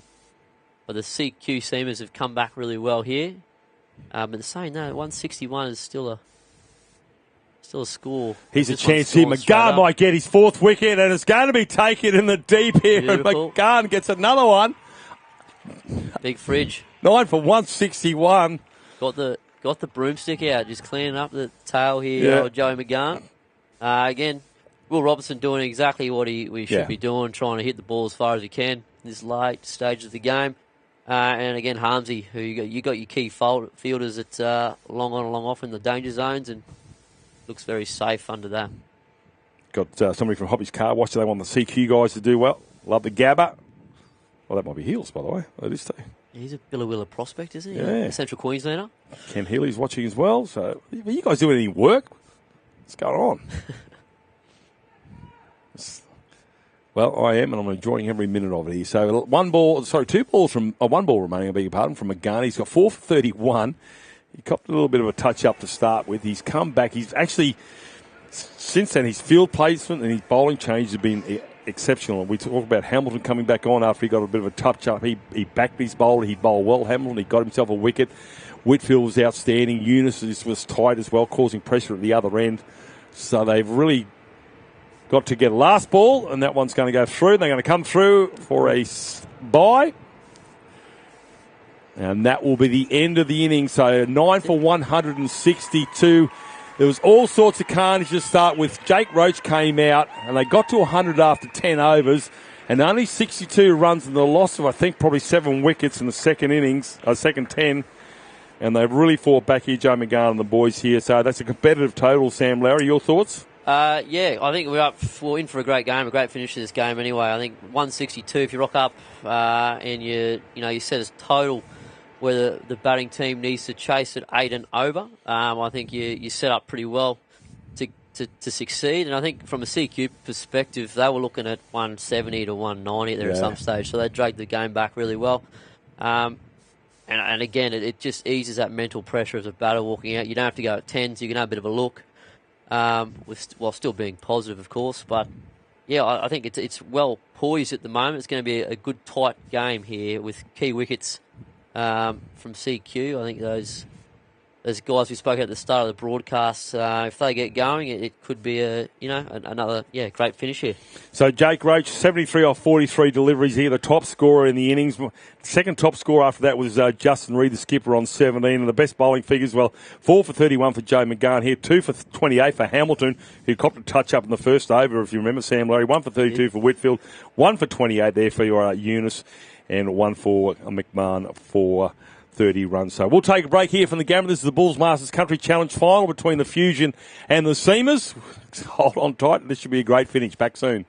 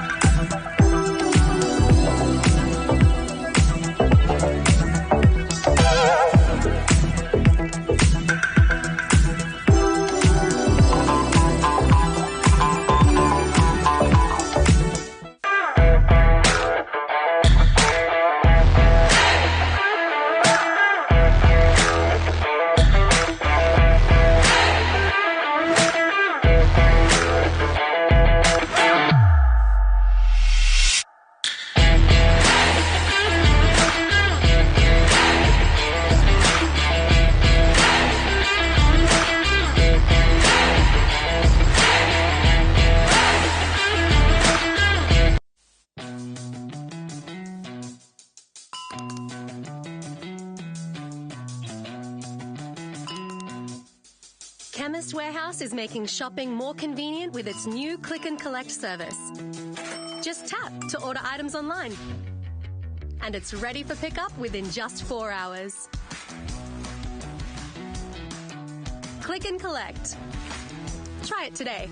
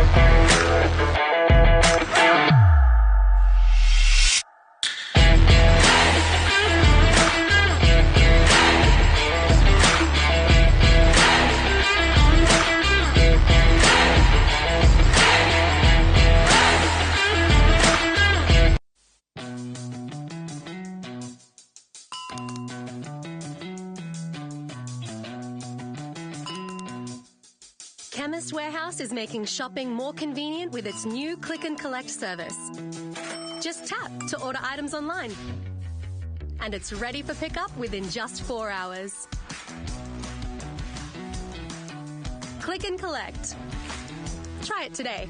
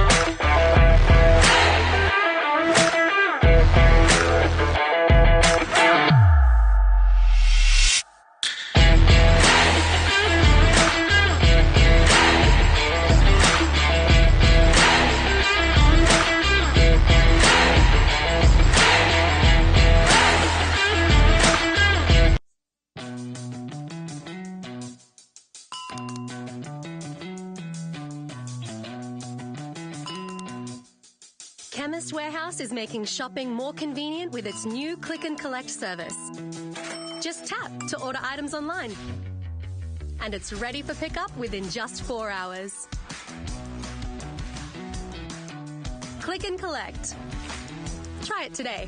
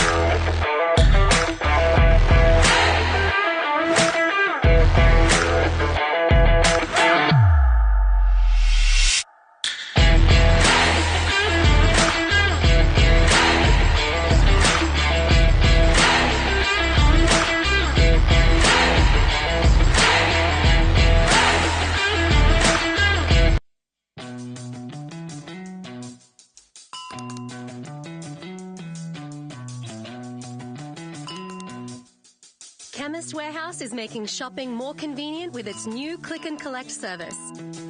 Just tap to order items online. And it's ready for pickup within just 4 hours. Click and Collect. Try it today.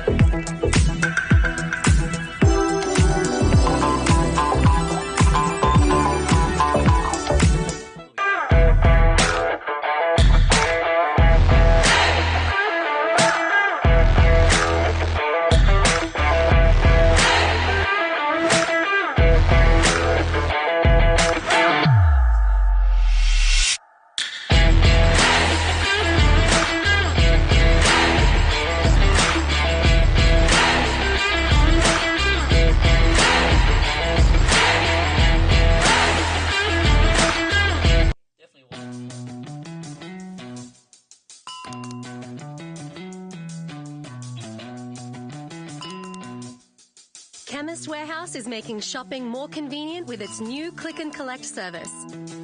Just tap to order items online. And it's ready for pickup within just 4 hours. Click and Collect. Try it today.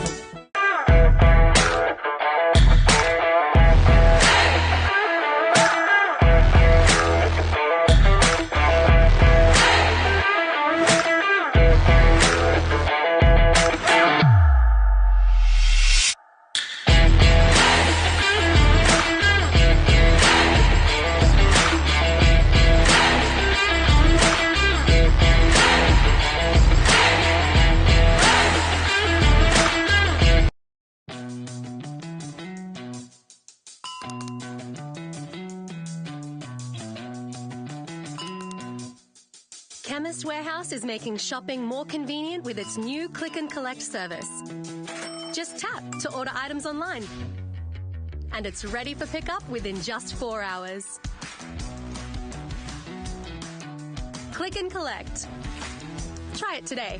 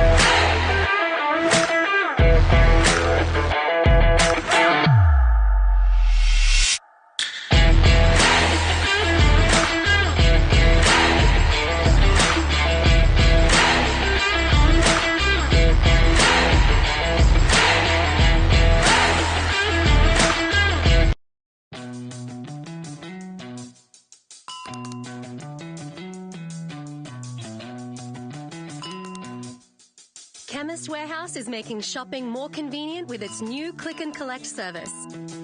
Just tap to order items online.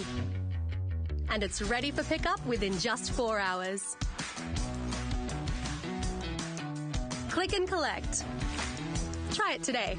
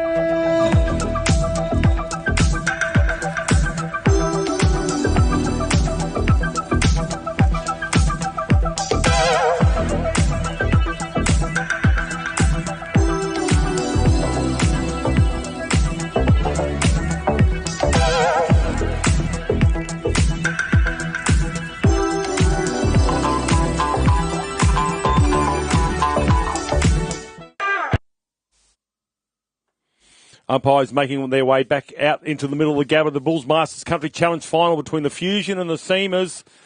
And Sam Lowry, 163 to win here for the Seamers. They were in all sorts of trouble. I think they were 1 for 100 or 2 for 100 with the Fusion. They fought back well. Only 62 runs off the second 10 overs. They took 8 wickets in that instance as well. Led by Joe McGann taking 4 wickets. Sets it up for a great end. Yeah, it will be a great finish. I think momentum with the Seamers after their strong final 10 overs. But in saying that, the FNQ boys, they left a few out there, but they won't be disappointed with 162. I think whenever you're walking out as a batting team and you need 8s, if your bowlers get you off to a good start inside that first 6 overs in the power play, it just makes allows you to just put the brakes on in that middle period there with the ball. So very interesting. First 6 coming up. Looks like big Joey McGann to open the batting with Davey Hamer. 2 of the leading run scorers up in Cairns. Both very, very good players. So we'll be all over to the FNQ boys to try and stop them. here. His first 6. Rosaline Kate, I don't know who has 2 Christian names, but it says, great facts, thanks Sam Lowry. You got a fan, mate? There you go. Yes, a couple of work pals chipping in, I see. On holidays. Good time to be a teacher this time of year, mate. Don't go back to January, so I'd say they'd be, I think actually Rosie's up in Port Douglas right now, so it must be nice. Must be very nice. Got the white shower robe on, the white slippers.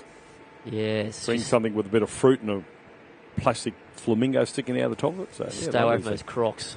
All right, mate. So who takes this now? I know you mentioned you're keen on the Seamers having a win. That was more from the heart. Now I'll ask you from your head, who's going to win it? Look, without sitting on the fence too much, I think the first 6 overs here could determine who wins this game of cricket. I think if FNQ get off to a good start and it can restrict the Seamers inside this first 6, it really makes it difficult to play catch up in that middle period. But on the flip side, if CQ get off to a really good start here, they could find themselves in front of the game and just cruise through that second half of the game. One thing I did like about the Seamers is their catching. They took all the hard catches in the deeper. We're underway here as the run chases started. Ooh, well bowled. And I think that's probably the fielding needs to be on song here. They really need to restrict, especially that first 6 overs. You mentioned Sam Lowry. If they can cut them down, take 2 wickets in that power play, and especially the wicket of McGahn, that will go a long way here for Jimmy Maher's Far North Queensland Fusion side to get the win over Peter Drinnan's Seamers. Bowl from the Stanley Street end down the leg side. That will be a wide. Another innings started with the Sundry. Correct. But yeah, not a bad matchup here for the FNQ boys. Davey Hamer, very good square of the wicket. And Blakey Rapper, he does bowl a big in-swinger, so to the right-hander. So it should be a good matchup here for the boys in blue. Let's see how it pans out. Henry King is a bowler from the Stanley Street end. That's down the leg side. He's had a chance. We'll see what the umpire says. Is he going to signal leg byes? He will, so not a chance gone begging here, but 4 to the score. First boundary, albeit off the leg. Yeah, like I said, you can see Blakey here. He does angle the ball into the right-hander, so that's obviously a byproduct of that swing into the right-hander's hip. Another place you don't really want to bowl a Davey Hamer, but yeah, good start. 5 off. Yeah, nothing off the bat yet. Wade Matthews is the keeper. Here's our first runs off the bat. Might come back for 2, and they will. Joe McGahn says yep, because he's not ready for the danger end. 2 more. Still the nerves. Not a bad start from the bowler. Yeah, good for the nerves as well from the batting perspective, just to drop 1 and get 2. Looking at the field setting, they're going to try and bowl really straight at David here. Just where you've got to be. If you give him any width, he'll just punish you. So, yeah, it is Blake Raper. I've got the 5. The 9 mixed up. There's a man in the deep here. Wicket is taken. Down a fine leg here. The Fusion strike early, and they've lost their first wicket on 7. Good bowling. A bit unlucky from the batting perspective. Field was set. Obviously had to dig it in. Yeah, and good cash down at fine leg. They're never easy to take down there at fine leg, especially with the angle. Look like Tommy Borman. No, Brenton Edwards, I think. Brenton Eddy. Oh, big. Yeah, Brenton Edwards hiding down there at fine leg. But no, great start from the FNQ boys with an early wicket. Well, you get that power play here, and if you're going to dig one short here at the Gabba as a batsman in the power play, you've got to go after it. Unfortunately, didn't get enough on it. It's a long way down there, but it was easily set up, and it wasn't hard for Edwards. He didn't have to move too far. And Hamer is on his way, and the first wicket is gone for the Seamers. Not an ideal start in the power play. Yeah, good start for Cairns here, which brings Jeff Case to the crease. Another Gladstone boy, or an adopted local. I think he's from New Zealand originally, but yeah, good player, very, very classy player. Has a great ability to get himself to the 20, 30, 40, 50 without much fuss. So they'll need every single one of the runs he could potentially score here today at 1 for 7. But great start from Blake Raper. I'm not going to repeat that one. As you see, is that your girlfriend? It's my cousin, I think. I'll leave you up to your imagination, the viewer. That's what that remark was on Facebook.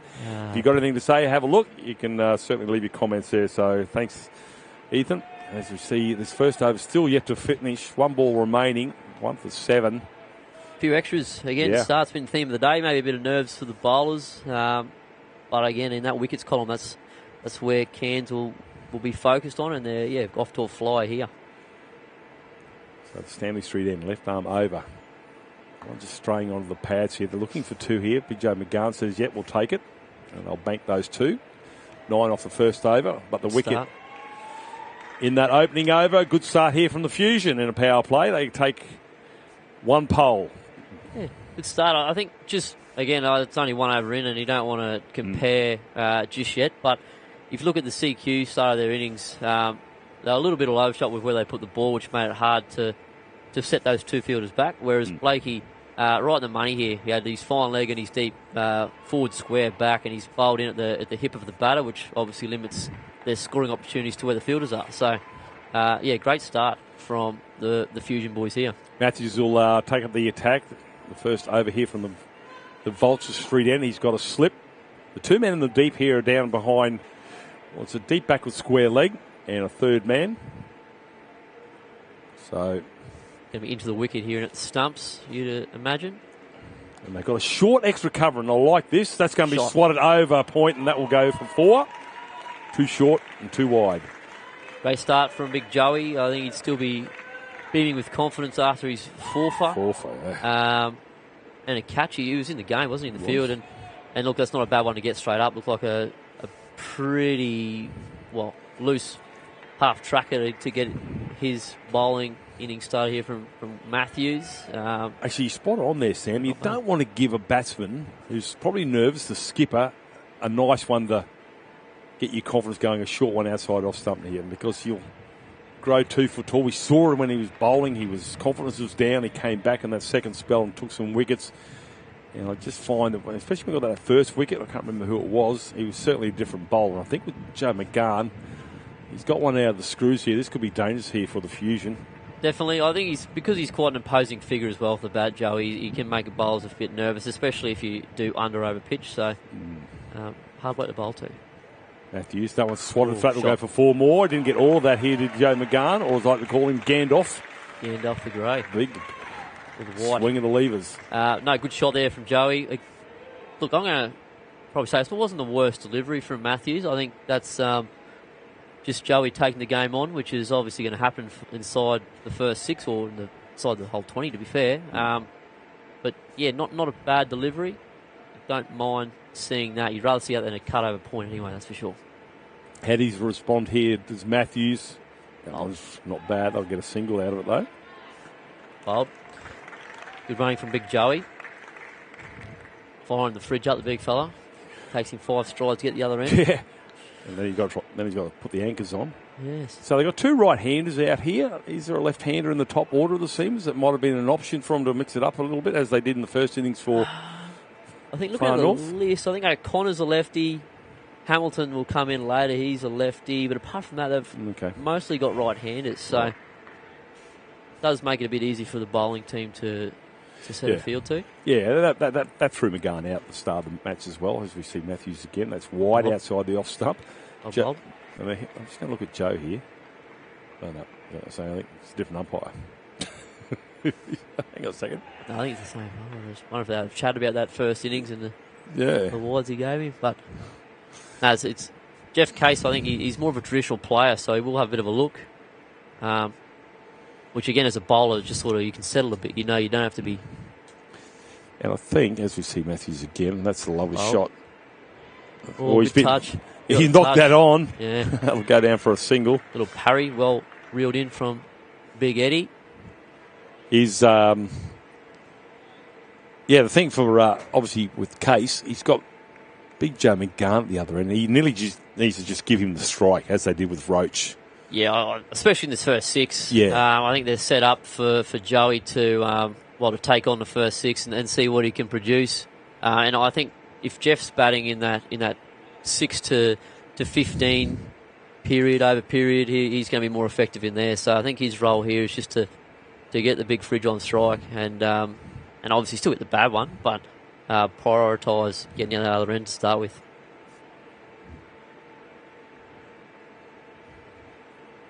So, Raper. Everyone's Whiskers gone over the. Thought it might have gone in behind square for a chance for a catch there. We'll come back for 2. That would have been unlucky. Now, do you owe Reece Nealon some money, or does he owe you some money? Reece Nealon? Nealon, yeah. He said he's loving the commentary from Sam Witch. Great to have an insight from such a smart cricket brain. Oh, he's a great barrier reef for 8. Reece Nealon. He's a good bloke, good player too. He's now, with the comments like that, mate. He's a Hall of Famer, Reece Nealon, looking after me. Race to the top of that's a wide. Christmas card list for next year. Yeah. So there you go. No, you're doing a great job, Sam. It's good to have insight from somebody who's local here, as we had with Joe McGann and Logan Whitfield last year in the commentary. So good to have some insight here. So these players and their chances of what skills they can bring to the game, as we see Raper into his second over, 1 for 8. Cases on 5. Joe McGann at the other end, who's now the strikers end. A little bit of a misfield. Like I said, maybe I'm wrong. There's only been 2 little misfields there, Sam Lowry. But, geez, what happens to the back end? You see games coming down to the wire. You think of those 2 runs that was misfielded there. Is that going to make a difference to the back end of the game? Probably not, but you really need to put the screws on and keep a batsman at one end for your bowler's sake as well. Yeah, definitely. I think, especially with 160, I think on the Gabba where it does fly around a bit the ball, you do need to throw yourself around and stop runs that should be stopped. So, yep. But this is going to be a big matchup here. Still got the same 2 men back. Mid-on, I reckon he's probably looking the big fella. Yeah, comes out of the crease. Well, that was going to land somewhere on Stanley Street, that thing. Yeah, he's not going to sit back and just wait for the game to come to him here. I don't think Joey's going to look to take it on and put a bit of a dent in this total early doors, which is the right way to go about it. He may have some fantastic footwork when it comes to the dance floor, Joey McGann, but nothing was relevant there with his footwork. Just stand and deliver, and why not? If he gets hold of it, the ground's not big enough, just like Jake Roach early. So Raper comes back onto McGann. This time he smashes that. That's 4 runs. Lovely shot. Beautiful cricket shot from Big Joe McGann there. I think he took a bit of a shimmy at the bowler on that last delivery. Much rather see him just stand still like he did here. And just, again, step hit. Probably a little bit too full from Raper. I think he's with the field he's got set. He needs to be into the wicket and at the batter's hip with where those 2 deep fielders are in this first 6. And I think to Big Joey, who does pronk on that front stool pretty early, a good bumper's not a bad option as well. Or a slower ball. That one's swatted. That's 4 more. Might even go for 6. The big fella's got enough on it. It has gone for a maximum. It's a beautiful cricket shot again from Big Joe McGann. Another. I think it's just too full. Again, I think on pace, step hit, hands through the line. Not big enough straight for Big Joey. Okay, question here, Sam Larry. This is the 3rd over. Do they bring the slower bowlers on straight away? Look, again, I think the only thing stopping them will be the Joe McGann factor, as CQ had with Roach at the crease. I think, FNQ had. So, Raper, left arm over. That one's glided 4 runs through the vacant first slip. He had a 3rd slip in here, but he's smart player. McGann puts that to the fence for 4. Bit unlucky there from the bowler, but I really like that length. I think that's got to be his length. He's got to bang it in. If you're just going to stand there and if you're just going to pitch the ball up to Joe, he's going to hit through the line. So, whilst it went for 4, I don't mind that from the bowler running in and bashing the wicket. So a bit of a chat here from Skipper Reid to his opening bowler. What sort of field do you want? I really think it's have a man. If you've got to have that many men inside the circle, make one of them closer. And if you can stop a single or you can cause a little bit of indecision here from the batsman, I think it's well worth it because we're in the early stages. They haven't got much to play with at the moment. The seamers, like I said, if they had a lot more, maybe they could afford to have a man in here. But I'd like to see who's number 14 for Far North. Take a couple more steps forward. Yeah, you got to be in, especially if you got a sweeper behind you. That's Jakey Roach. Big Roachy. To be fair, he's a bit of a presence in the field. He just, if they hit anywhere near Roachy, no one really runs. But yeah, I think if you've got someone over your shoulder as a sweeper, you can afford to be a little bit closer to the ball, to the bat. And to be honest, I know it's seeming a little bit, and there's another quick single.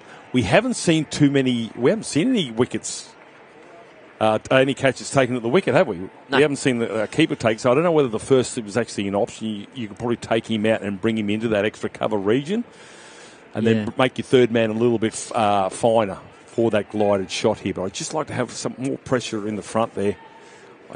I just saw that last over here where Roach actually was able, McGowan was able to push it through second slip, easy as you like. Shot. And there you go. Now, he's misfielded that there, Roach. If he doesn't misfield it, they've saved one and the pressure's still on. No, exactly. And I totally agree with that first slip. I think, especially to Big Joey, he's 24 off 9, he's away. You probably don't want to have that first slip to him now. You'd probably either plug up that offside gap or even just try and bowl a bit straighter at him and have him in wicket in there. Well, he's not going to play a defensive shot outside off something. He's just going to go hard and he throw the hands at it. If you can, you're too close. You need to be on the fence. He's going to. There he goes. That's going to go straight. That's gone. That's going to land on the sight screen. 6 more. Yeah. Again, I 2 full. Yeah, he's just got to bash that wicket. Even if you took that, bring cover up. I think cover's got to come up. I've never seen Joe hit over cover in my life. There you go. Bring cover up. Throw deep square back, and even fine. Bring third up. Just bowl at the batter's hip. Just because that shot there is just such an easy cricket shot for him.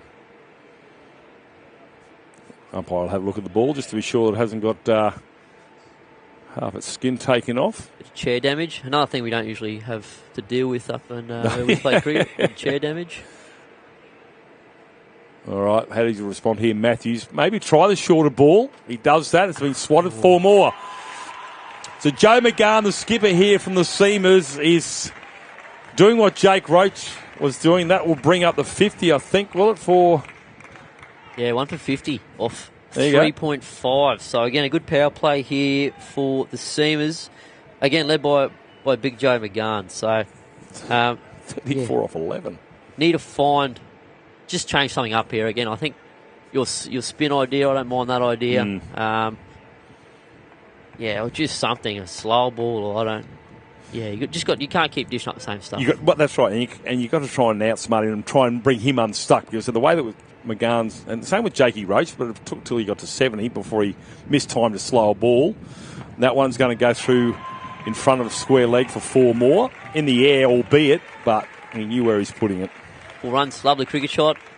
Again, I think that's probably the length we could probably agree on. You want to be on that shorter side. But, yeah, cover's frivolous. I don't think, they need him back there at this stage of the game. I think Joe's looking to hit either straight over mid-wicket. I don't think he's going to look to back away hit over cover. Luke Feldman says, any danger of a koala? Not sure whether there's too many koalas here at the Gabba. Penny Wells says Jess Joseph, and Penny Wells also says go Central Queensland. So at the moment, your wish is coming true, because the Central Queensland Seamers are just taking this game away from Far North Queensland. I don't know whether... I'm trying to look for Jimmy Marr. He normally does laps, and I haven't seen him do that. Normally he actually might have a bit of a word. No, it's a heat player over there. Wade Fraser, maybe, the coach. So I just wonder whether there's some sort of insight. So we're going to see a change of bowlers at the Stanley Street end, and that's a wide ball now. Jakey Roach has come in with the attack. They need to put pressure on. This is the man. If they get Case out, it builds pressure on McGowan. It slows the run rate down. I'd like to see, in actually this instance, a slip here for Case. And that's up in the air. Something a little bit more. They got to get a wicket and change McGowan's style of play here. If they lose a wicket, it'll be their second one as well, remember? Yeah, again, like we said during the Cairns innings, they've got to keep the ball away from Joe here for a bit. He's running hot. So I like how the fielders on the offside are nice and close. Roach comes in, well played. Yeah, I'll get this thing easy. Just too wide outside stump, off stump there for Roach. So Jason Batchelor says, smack 'em big, Joe McGahn. Brad Villies says, go the fridge. Dane Bidgood, vintage fridge. And Penny Wells, shout out to Jason Wells, super coach. Yeah, Penny Wells, partner of the great Jason Wells, who's, if I know him well enough, he's probably all his fingernails are gone by now, the great man. Right. Well, that's unlucky. No, that's going to go for 4. Probably need to put that extra effort in with the right arm dive, but that's going to go for 4. Pressure's certainly starting to weigh on the Fusion fieldsman. Yeah, it's actually, the scary thing is he got absolutely none of that and just flew away, didn't it? I think you got to probably dive here at the Gabba. Once it beats you, it's hard to reel in, so...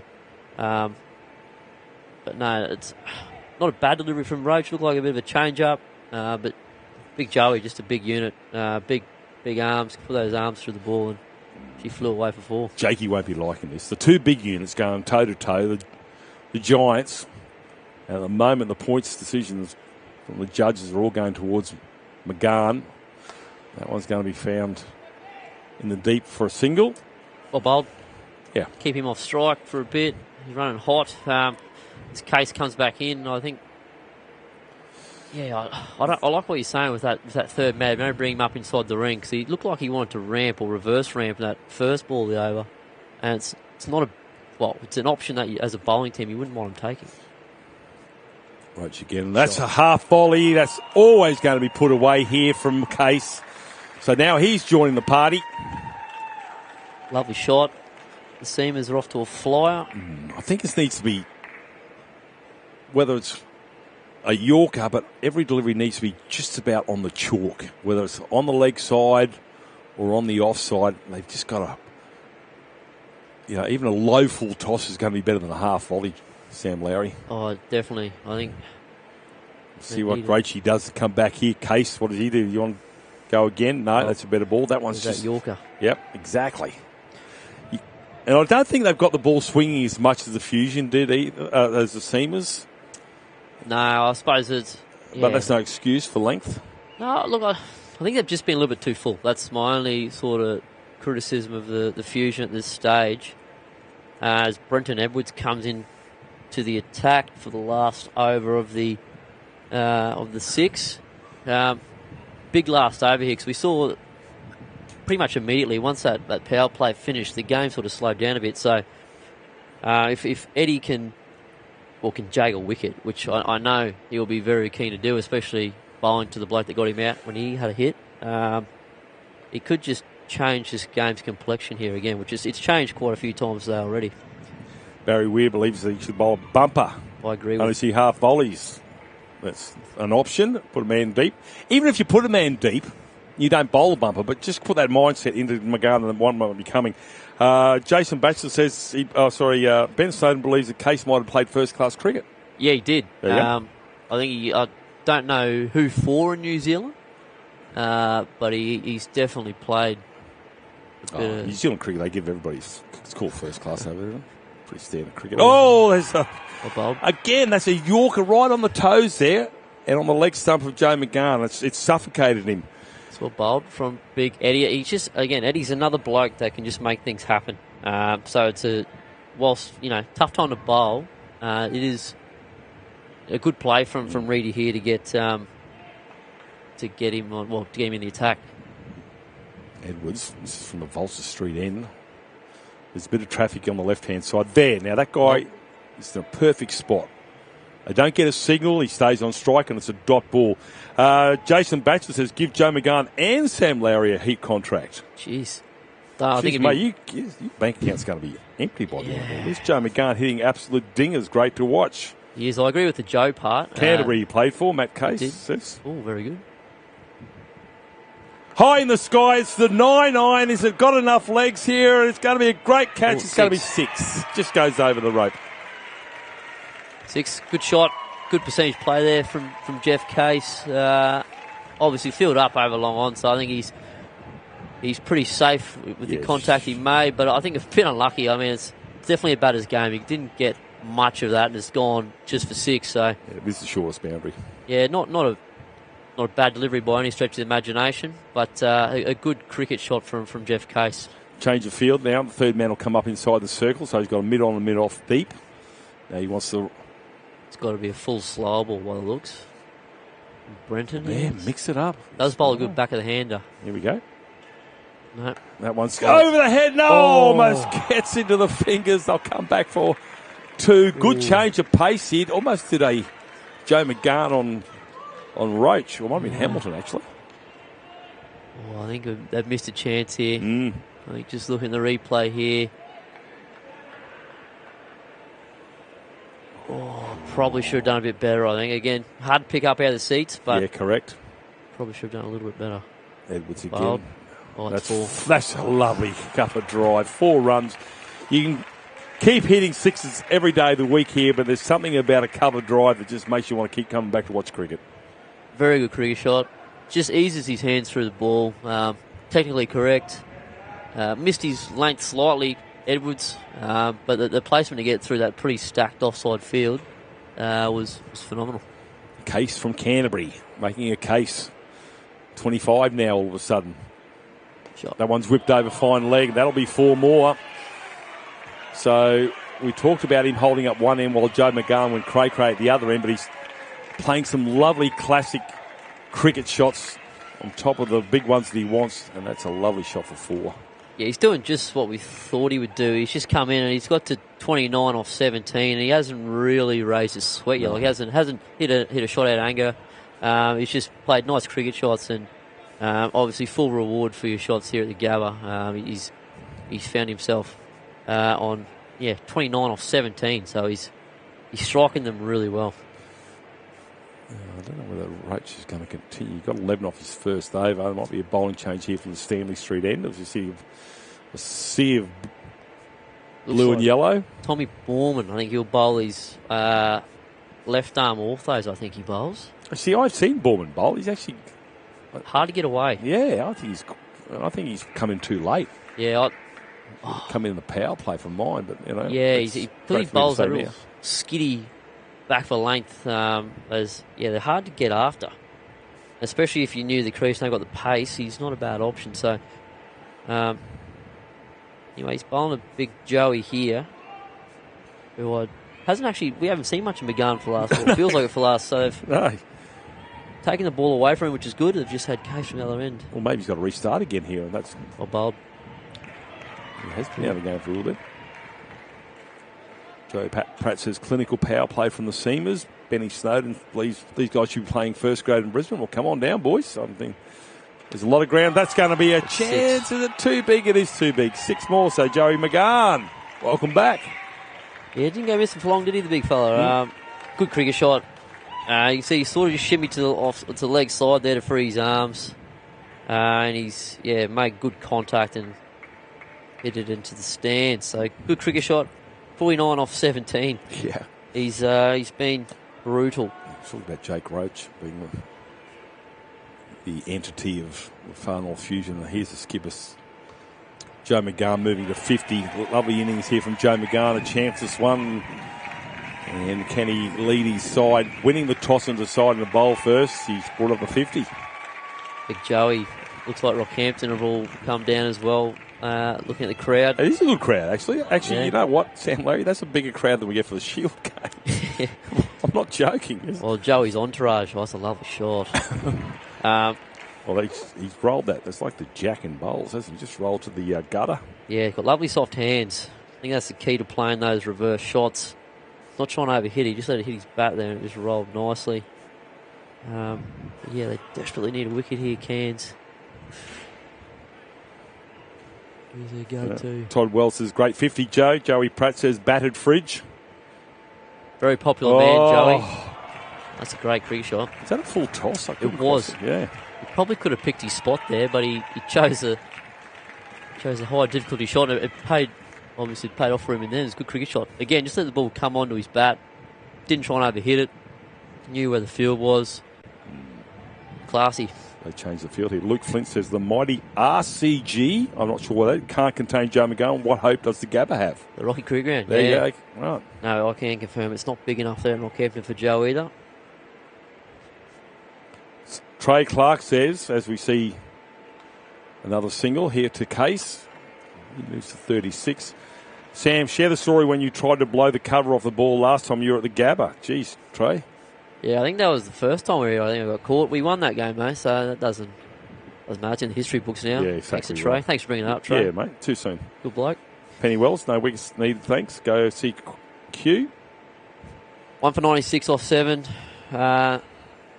Definitely come out on top of that little power play there, CQ.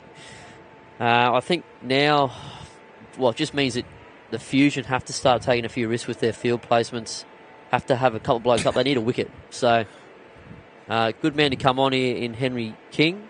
Just got picked in state 17s from Cairns.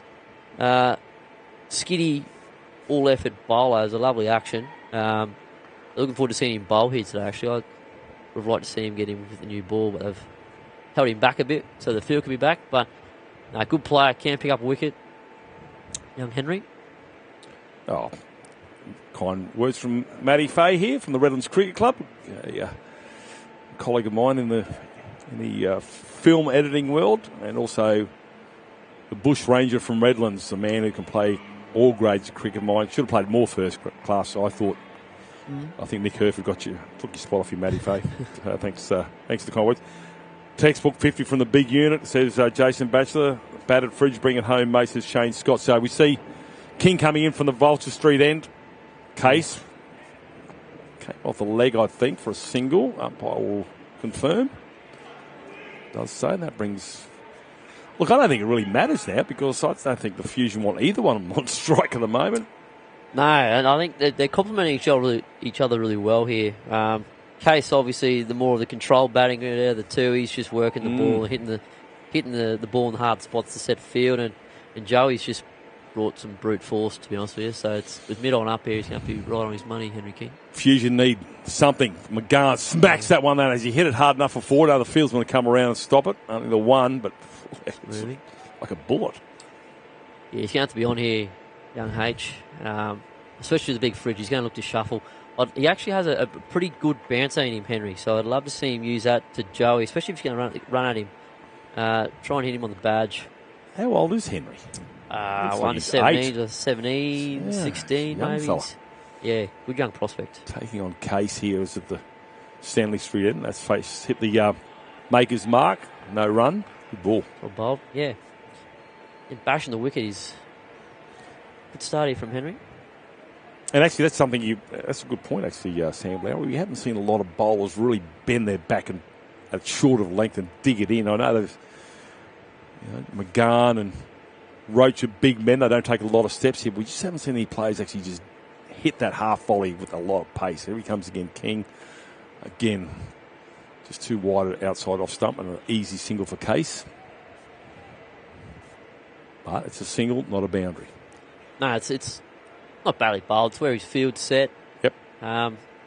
Again, I think I'd love to see him run in and just give Joey a good sniff here, especially with that field. I think with where square leg is back, it's like a forward square, maybe push him around a bit and just give him a genuine sniff, especially with mid on up. He's going to try and skip down the wicket and hit him over the top here. You can really put your house on it. Comes King again. Yeah. Smack, that's a chance. Oh, outside the left hand of the field, and they'll bring up 100 there for the Seamers. Wow, that would have been an absolute humdinger if he had taken that one. Not far off. Not far off again. Joey looking to hit over that mid-on area. Slow motion replay. Yeah, he had enough on it. Would have been a good catch. Bit far off the ring from my liking, I think. If Joey's on strike, he's not going to try and nudge it to you for one. I'd like to see him right in that ring. King again. I'm over. That one's been swatted. Where's that? He's bowled him. He's gone through big Joe McGann. And now the Fusion have a pulse. McGann's on his way out for 55, and the King takes out the King. Big pole.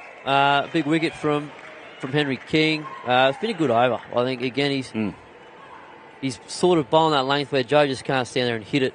And he paid dividends in the end. He hit top of the stumps, which is where you want your bowlers to be bowling this phase of the game. And a good reward for young Henry King, who is a great young prospect. And he's really, he's worked hard because, as I said, the swing isn't there as it was this morning for the seamers, and the Fusion have got to find another way here, and he's really bent his back here. And a full delivery, Sam Lowry. We've called for it all game. Pitch it up, pitch it up. If there's any swing out there, it'll happen if you pitch it up, and that was right at the toes of McGahn, and the big guy couldn't get enough timber on top of it. 2 for 103. Interesting, the 10 over mark where they started to come back, the seamers. Is this a chance here for the Fusion on the score similar? It does look pretty one-sided if you've only just tuned in now, but this is the same sort of period where the game changed for Cairns. Correct. They lost a big wicket. Roach, yep. I think, again, Case obviously holds the key here for CQ. I think he's set and doing it pretty easily. But a good opportunity for Cairns here to maybe take a couple of poles and just really drag that game back in their favour. Well, I mean, you lose a wicket, it changes the whole mindset of the batsman, especially the one that's been out there. Well, do I keep going with what's happening, or why not? Because you've really got to have faith in your number 4 and your 5 and a 6. So keep playing. They do back quite deep. CQ, Harmsworth, a very busy player, very good square of the wicket. Runs really hard, so he should complement Case here quite well. But good start from Will Robertson, who comes into the attack. A couple of dots, just what the doctor ordered. Something you don't see very often in cricket anymore is where the bowler runs between the umpire and the stumps here. The left arm round the wicket. That's in the air. No 45. Think about it too. No. Ooh. Moving from Big Brenton there by the looks. Good start from Robertson, I think. It definitely is a strength of Case of having played against him a couple of times. This side of the first half of the cricket season, he does sweep and play those dinky shots really well. But I think if you've got him hitting there, you're taking away the big boundary, and I think that's what they need at this stage of the game. Just wonder whether there's a bit of turn there for Robertson. Let's have another look here. That one's been straight on. Don't mind it attacking with the slip. They do need to take some poles. Good start from Robertson here. He's very accurate. I think that's definitely one of his strengths. Well fielded. That suffocates. A dot. Build the pressure. You watch the Fusion. I've would have grown another leg now. They've got that breakthrough. You can see in the back of Joe McGahn. They got a first slip in. I like this for the new batsman, Harmsworth. Just yet to get off the mark here. He spots that one over extra cover. Loose delivery there from Robinson. 4 runs. Yeah, Harmsy's another one of these blokes who are quite difficult to bowl to because he has the ability to hit the ball into spots that shouldn't really go. I mean, that was pretty much on the stumps, but because he's got such fast hands, been a good hockey player, he can manipulate the field really well. And that's obviously an example of that just there. Yeah, I think Robson, the guy bats at 4 for a reason, probably needs to be right on the money. Don't give him anything loose because they'll take full advantage. That's another single. That's the end of the over. 2 for 110. Luke Flint says Gracemere's finest to bring it home. Is Gracemere where the abattoir is? To sure. Yeah. In my time in Glasgow, I didn't go to Gracemere a whole lot. You didn't go out to the abattoir for a bit of a day trip? No, we got beaten by Gracemere a bit, but we didn't go out there much. Yeah. Anybody, you don't let Gracemere win, you will see the abattoir. A lot of shallow graves out there. Noted, but yeah, good. Another, I suppose, benefit to having a long batting order is having someone like Harmsy come out now with the field set. He's super busy, has the ability to hit the ball where you wouldn't expect it to go. So, again, just keeps the innings moving forward here. So, again, looking forward to Henry King coming in again here at this match. Okay, for 2 deliveries, a new batsman, and King gets the wicket. He's full of confidence. I'd be bringing a couple more guys in a little bit closer, even for a single. We've got plenty of time. You can drop him back after 2 deliveries. I think King deserves a first slip or somebody in a little bit closer. Not with that, though. Thanks for that. Just put the mocker on the pull forward. All right. That's where his field set, so I don't mind him bowling there. I think it's a double-edged sword bowling it to Todd because you've got to be at the stumps and you can't give him a look at too much of the same stuff in a row. So a bumper, slow ball, a Yorker, something you just really test his skills here. Young Henry. Right. The King. Oh, there's an edge. He's out. He makes the breakthrough. King gets the second wicket. And he's ruling at the moment is King. Inside edge into the hands of the keeper. They liked it. Batsman wasn't too pleased. Have a look at the replay. I mean, it's going to be hard to tell from here. I can't tell from here. He might think he hit the ground on the way through. Let's have a look at the replay again here for Crime Stoppers. No, definitely not the ground. Well, it doesn't really matter now. He's out, isn't he? So, a good, good little patch here from Henry King. Well, 2 for 7 off his 1.2 delivery. So what's going on, Sam Lowry? Is the mirror of the first innings? Yeah, just stalled here again, haven't they? Again, I think Key now definitely holds. Well, Case definitely holds the key right now. There you go. So yards at Grace Muir, no abattoir. There you go. So I was wrong. I knew there's something to do with cows, but obviously the living side of things. Yeah. So there you go. I remember Grace Muir having something like that. But look, King he's just bending his back. I think he's trying to, and he's pitching it up as well, Sam Lowry. And that first delivery was wide, I know, and he's bowling to his field, but he learnt from that straight away and put it on top of off. Yeah, he's bowling really well. And I think he's a little bit quicker than you think too. Correct. He's not as easy as the medium paces are to hit down the ground, which obviously to feel like the Gabbo is what you need, but he's bowling really well. And now they're putting the slip in for the new bat. Yeah. Luke Johnson at the crease, another Gracemere player, good player. Looks like he's got a straight seam too here, King. That one's... Oh, good hands. Got a bit of lift there. You're going to come back for 2 now. Oh. Roachy. Again, the Jake Roach factor, don't run on Roach. He is human, he does fluff one. Trick you. No, good stuff from Henry here. So if they could get Case here, a couple of new batters open up from both ends. The game is very interesting with 10 to go. You did say, Sam Larry, they bat deep, but you still don't want to be coming out here in a final. That's a lovely shot there from Case. 4 runs, backward a point, all the way along the grass. You can't get caught if it's going along the turf. No, just so controlled. I think that's the best way to describe that cricket shot. He didn't try and overhit it. He knew if he beat point, it's 4 at least, or 2 at least. And that's just, easy. It's a great cricket shot, I think.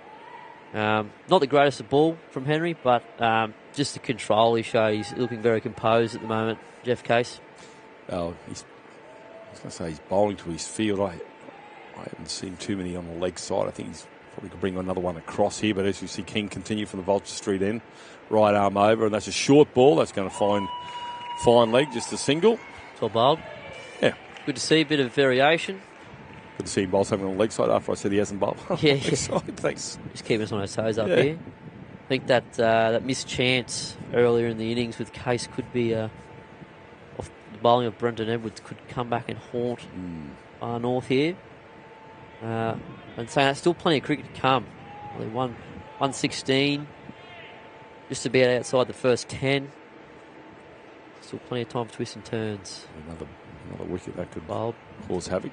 Yeah, all the time in the world to glide that one down. Played. Yeah, the seamers, I mean, they only need another 43, plenty of overs, so they just start to glide it around and just cruise home. Yeah, I think 3 for, take their time. They don't have to do a whole lot more than what they're doing right now because they're still picking up the boundary and over, and obviously just working the good ones around, which is I think what the doctor's going to be ordering. King. Again, mirrored shot there. Probably haven't closed the that gap. Yeah, it's probably 2.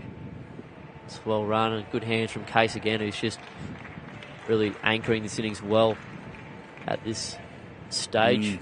45 off 28, and again he hasn't really batted much of an eyelid, has he? But those shots, as you said, the shots he's played have been absolutely class acts. And as I said, found out he's actually a first-class cricketer from Canterbury, the third world of New Zealand. Yeah. The fact that he's brought that class here while McGowan was going cray-cray at the other end, as I mentioned before, he's going to he's there at the end, they win. Oh, definitely. I think I'm going to probably go as far as saying if he keeps batting for another 3 or 4 overs, I think they're done. Just about home and hose. But, yeah, good changes from far north, bringing Jake Roach back into the attack. Another bloke that can make things happen. I think they still got a fresh battery out there. So I think whilst that one end's open, still a chance for anything to happen. Still 40-odd away from the target, so... We're looking at this field here for Johnson. He's got a point, deep forward of point, and then a long off, and I'm assuming somebody's going to come in the extra cover position in Reed. And deep mid-on, a wide mid-on inside the circle. Square leg is in front of square on the rope, and we've got a man just inside the circle at fine leg. And then a third man. So let's see what happens. A lot of spaces here for Roach. Climbs. Good length.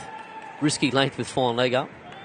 If he gets that line wrong. But so I think it's a good option to Lukey Johnson. He's pretty quick looking at him on that front stool.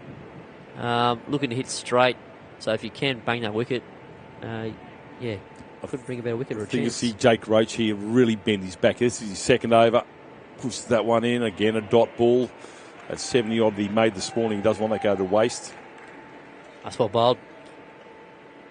3-odd bowled. Good to see him bring cover up here as well. I think it's a great opportunity for him to try and clog up an end. Yep. Maybe get Case to do something different when he's on strike, just to keep that run rate moving. Well, I get another couple of dot balls here, and Case will want to get to the other end. Now they get a single. Good hands from Lukey Johnson there to drop it at mid-wicket.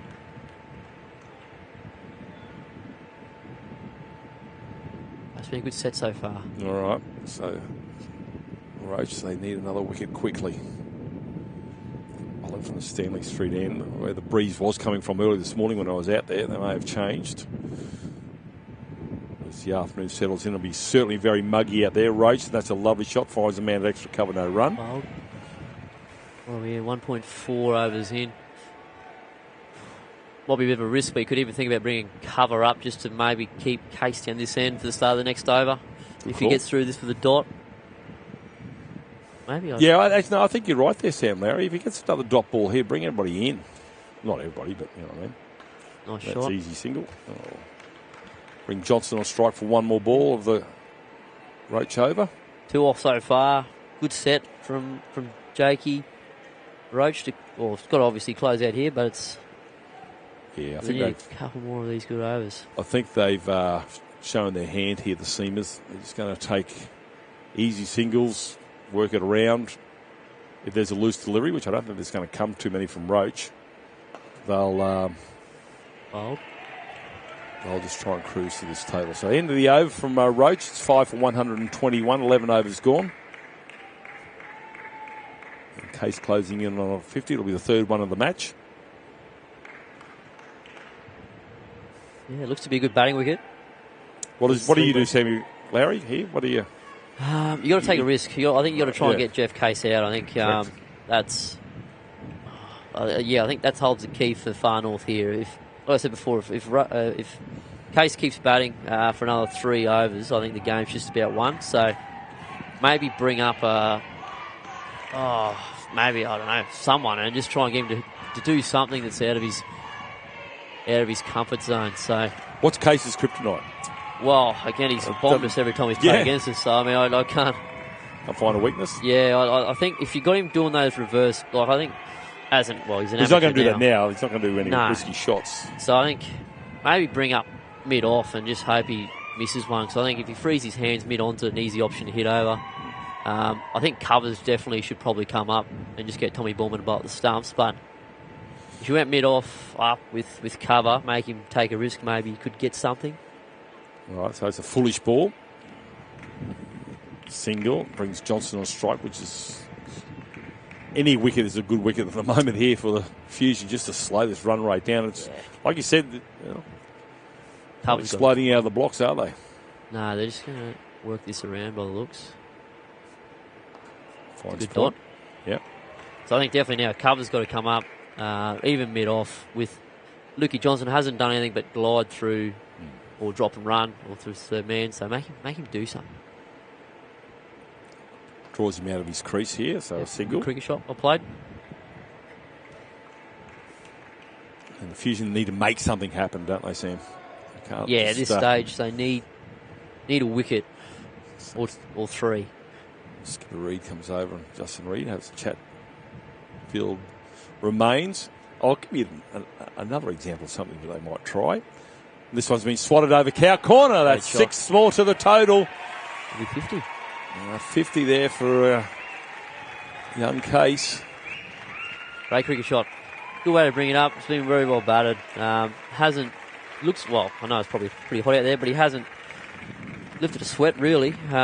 He's looked really classy.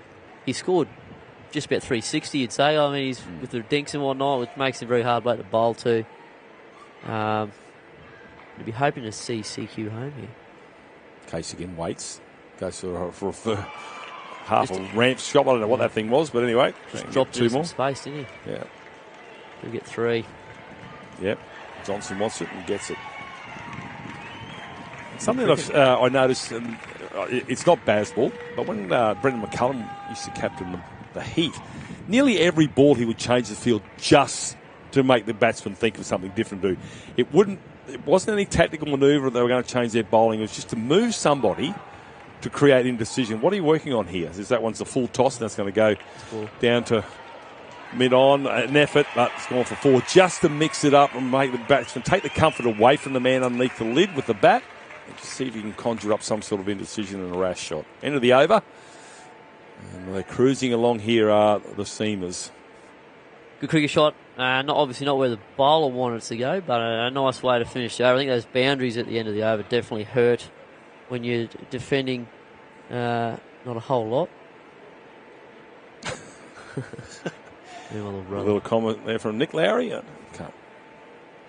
Yes. Although the Bulls competition here, the Premier Grade competition down here is sponsored by Powers Brewing. Powers, or Fresh Goldman, I think Nick is. There you go. So it's just something like that. Just change it around. Wait for the umpires to say, "Hang on, you need to hurry this along a little bit, or you're taking it a little bit too long here." But just change the field a little bit. Bring a man in the first slip, drop him out. Bring a man up onto the square, drop him back. Just something at the moment here, but they're just doing what they like. There's a single every time here. Yeah. 6 and over. You don't have to do a whole lot to earn your single, do you? No. So, yeah, I don't think I've seen, he's hit one through point, but I don't think I've seen him loft over cover yet. We've still seen cover on the fence. Tough shot, hit over cover, so maybe ring him up for a look. Just, something like you're saying. Mid-on's up, it's to see. Here comes Case, and that one he just works out to him down to fine leg, a single. Fielded. Did King bowl his 4? This will be his third, I think. Third from the other end. Yeah, he's been switched up here, the big I fella. wonder if Roach will... I think they need to bring Roach. I think he's back bowled on. 3. Yeah. It's tough one to juggle. Because he hasn't bowled from this end. I just No. change it. Have a go at this end. Yeah. Because, honestly, I don't think you're going to need the 18th, 19th and 20th over the way things are going. Swing and a miss. You know what I mean? So yeah. No, I think you'd hate to go and lose and Roach has still got one over to go. Yeah, 100%. You don't want to leave any bullets left in the barrel. No. So, good shout. Get Roach back in. Try. I'm not saying he's the only one. Obviously, there are other, the other opening bowler from the other end, Raper. I think. Yeah. I don't know whether he's got one to go as well. But King, he's certainly stepping up here, the young fella. Great action. That's been slotted to. Ooh, pick up. I don't know what. Only the single. It's good to see. It's good to see mid-off up. I think that's probably one thing they've been a little bit slow on. Is getting that bloke inside the ring. Same mid on. They're both up now. They got cover up as well. It's good attacking field. It's basically the same field they had in the power play, which is 100% required here. If they need a couple of wickets. Take this deep. Johnson, that's in the air. It's going to land safely between 2 fieldsmen. I'll come back for 2. That takes it to 139. So Raper's got 2 overs to go. Matthews has got 2 to go. Roach has got 2 overs to go. Roach only got 2. Yeah. So They've got to bring these three have got to come back now. Yeah, with 13, this will be the 13th once it's finished. Roach has still got 2. King's got one more. King's got 1. Yeah.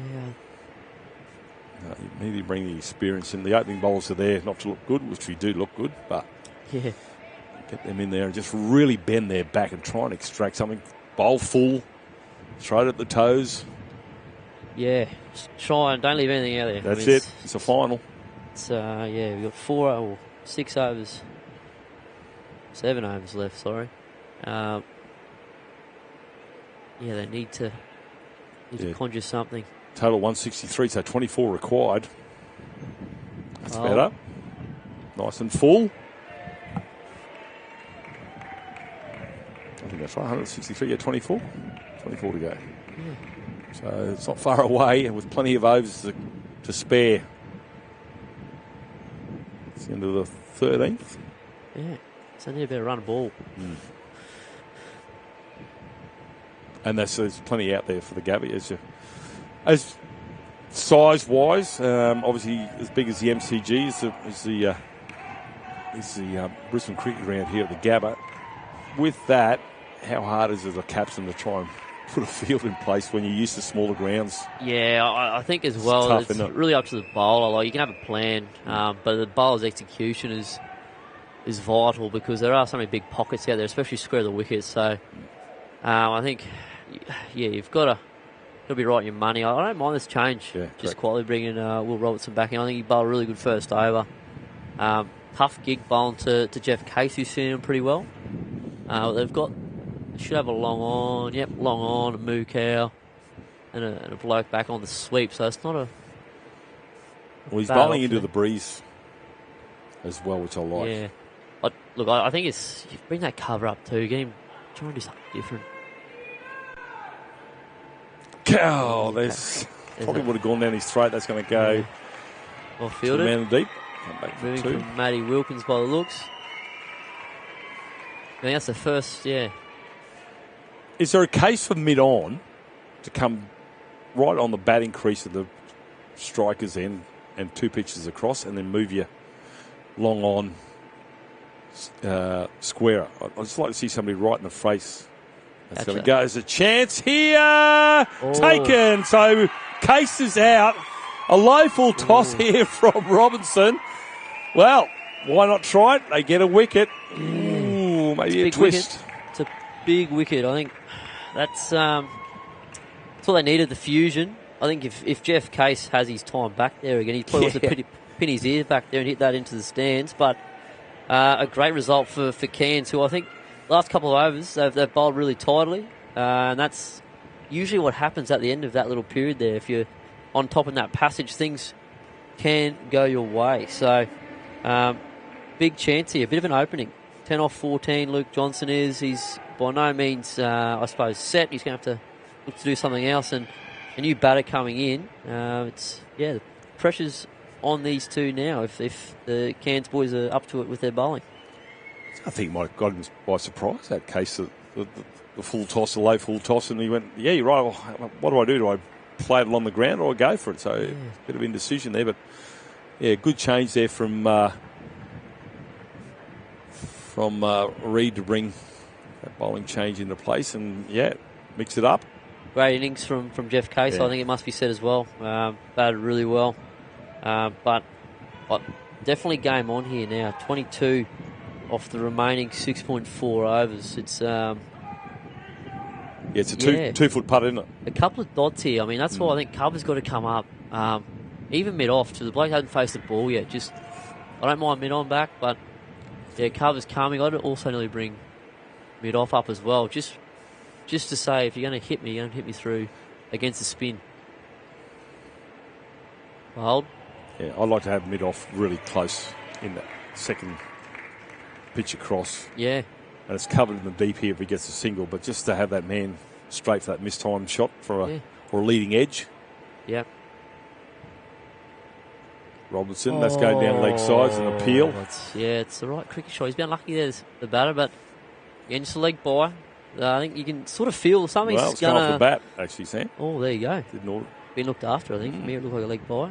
Might be wise. Unless he changes it, no? Oh, who knows? Can't tell from here, but just feel like there's another twist left here. I think feeling sitting up here. Johnson, left arm around the wicket, and that's going to find inside the square. Yeah.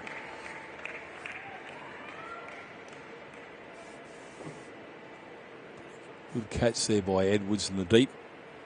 Here he might have to come into it again. That's going to go one bounce for 4. It's a good cricket shot. I think that's what he's got to do now, Lukey Johnson, is the bloke that's been out there for a bit, just to take the pressure off young Jackie Harris. He's got to try and dictate terms a bit, not just drop and run and let the other bloke get on. He's right play there from him and a great cricket shot. Yeah, loosens the grip now. The fusion was tightening. Now King will continue from. I'm a little bit perplexed. Look, I think King's bowled very, very well, but your strike bowlers need to come back in. Yeah, I think. And leave him maybe for the last over, King, if he has to be bowled. Yeah, it's a really fine line, I think. Yeah, it's a tough one. If it was, I don't know, it's hard to say from up here, but I think Roach will feature in the next 2 overs, surely. And I actually don't mind the fact if they keep running off the spinner, I think that's not a bad play to blokes who are new to the crease. So, yeah, well, you got 2 ends with different paces, haven't you? That's a lovely ball there from King. Oh, got to be a bit closer there. It's all right. It's all Bob. What does that tell you? They want to get this tail as quick as they can, just in case there's another wicket to fall here. So good scampering from the batsman. If Cairns can somehow drag this game out to the last over or 2, which just looking at the way it's going, it might go that way. You never really know what can happen. So big over this. Well, they're all big overs from here on in. Yeah, King. Right arm over, no slips, that's been swatted. Well, thought about the run. Good field placing like this. So Edwards, I thought I saw him doing a bit of some calisthenics. You don't need to warm up unless you're bowling in this weather. He's probably sent a little message to the skipper there. Yeah, Eddie. Could be. He'll back himself, the great man. Could be. Turns. Set sail from the Michael Neser end here at the Gabba. Shortish ball, that's been down the throat. Drops it. Unfortunately, they'll come back for a single. King denied a 3rd wicket. Unlucky. Well bowled from young Henry King. Another one that probably should have been taken. Yeah. It's hard here at the Gabba. Especially in a final leg, you're not really expecting it. He's a long way in, so it came a bit quicker than he thought. You need those to stick at this stage of the game. I think there's, if you look back to the other chance they had with Jeff Case, it haunted them a little bit. Yeah. They hold that, the game's totally different. It was going like a bullet too. Like I said, out of the chairs can be hard. Wild. Yeah, look, a lot of credit here for King. He could have, he's 2 for 21, could have had 3 for. Yeah. 2 balls to go. The standout. Yeah. Really important for CQ here that Jackie Harris doesn't just sort of go defensive. I think he's a really good player when he looks to score. So important that he just doesn't look to try and get down the other end. He is a more than capable player. King 2 balls to go and he's over. Digs that one in. Almost gets the edge. Wild. Good length. Edwards would have been down there at 3rd man thinking, this might have come my way. He certainly threw everything out of it, Harris. Yeah, did. So King for the last time will walk down to the Stanley Street end. Regardless of where this goes, he's had a really good 4 overs, Henry King. Really impressed with him. He'll love being out in the Gabba here. Story to tell. It's in again, and that one's almost into the gloves here. Well bowled, King. Bowled. Great set. Great 4. 2 from either end. Stand out here for the Fusion. Another wicket went begging there. Could have had 3 for, but his job is done now. It's in the hands of others. Yes, it's a great 4 overs. Changed the game really. Got Joe out, which was huge for the context of this game, and gave him a fighting chance, because I think if Joe keeps batting for a couple of overs, I think they're just about home. So great set from Henry King, and with that, looks like big bad Brenton Edwards is coming on. He's coming on. So he got the eye of the captain, hey? Yeah, he got it. The big unit he was stretching. He does that, a good bloke to come in here. He'll back himself 100%. Bowls a good slow ball. So, yeah, not a bad man. I don't mind this option. Don't mind the left arm orthodox option either, just quietly. But really important that he bashes the wicket here. 15 required now here for the Fusion. Edwards. Now they need a couple of wickets quickly. And Robinson got the bat over the shoulder. And the field is pretty much up as you expect, Sam Lowry. We've got only 2 players in the deep, one behind square leg, I think. And then we got it. So this is the thing about the chairs. You can't even see as a commentator where the field's not. So Edwards comes in. Almost plays that onto his stumps. No, didn't bowl him, my bad. Well played. Bit of a risk for mine having third man up. I think unless you're bowling off pace deliveries, as we see the replay here, it didn't miss by much. But are they asking him to go hard with the hands, bringing third man up? Yeah, I think so. Go for it and see if you can bring in the guy at mid-off. Yeah, it's not a bad ploy. Ask the question. Edwards again, a few steps, comes in, and that one's been swatted big time. That might go all the way. One bounce, 4 more. Good shot from Lukey Johnson. Taking the game on. About 19 off 20 now. The boundaries have just... I'm here a little bit. Yeah, you don't want to be... That's too short there for Edwards. Should know better. Money for jam there for Johnson. 11 to get for CQ. There's plenty of overs. 4 more after this one. It's important they don't let it go to the last over here, CQ. I think they've... Yeah, you wonder whether, being a game of the gab, let's really enjoy it and soak up a few more minutes out in the middle there. Just work it around, but it could be folly as Edwards comes in again. This one's, whoa, that's a no ball. Might be that back of the hand slow ball pumped up. He's just got a beamer. And a free hit. Ouch. Yeah, this could hurt. Yeah, it was the back of the hand one. It was... Can't help thinking that might be the kick out. That's the nail in the coffin, I think. Would be the nail, yeah, especially if this ball goes. I know there's a lot of nails in there, but that might be the final one. Swats that one to find the man. He's going to take some stopping out there. He's doing his best. He did really well. Great bit of work. Come back for 2. Not the worst result. Yeah, they need something special here. Can't. Yeah, they need a hat-trick or something crazy like that. 4 for 155. They do. Gone, 4 wickets. That one's half hit. That's going to go between them. And look, maybe the story of the day, Sam Lowry. Those balls just not going to the hand, are they? Yeah, a few missed chances and a couple of balls have just dropped in between fielders. It's been the theme for Cairns today. I think Jack Harris has got a licence here. Have a crack, 2 or 4. Pushes that one. That's Bit misfielded. of confusion between 2 batters. Go through for a single. The lady with the big lungs is starting to warm up the pipes. As I said, McGahn, we spoke about McGahn and Roach being the 2 players to watch, and that's been the case. McGahn, unfortunately, out for 55 off 21, 8 fours and 3 sixes. It looked like that probably set them up, and that's going to be 1 bounce to the man in the deep. For the first 10 overs, it was all the Fusion. The Seamers were on the ropes, weren't they? They were copping a beating. Yeah, that wicket of Roach really put the brakes on the Fusion innings, and it looks like here, obviously, we've still got a bit of time left. In cricket's a funny game, anything can happen. But with 5 to get off 4 overs, you can just about pencil CQ in. But it looks like they were about 20, 30 short in the end. But the difference for the Fusion was that nobody went with Roach. He was the only one who got the runs, whereas Case has come to the party with McGahn. And at one point there, as you said, McGahn disappeared for a little while as Case started to take boundaries along the grass, most of them. Yep. And I think that may have been the difference, the partnership between obviously McGahn and Case, because nobody got over 20 for the Far North Fusion. I think the top score was 19 from Wilkins at the start. Yeah.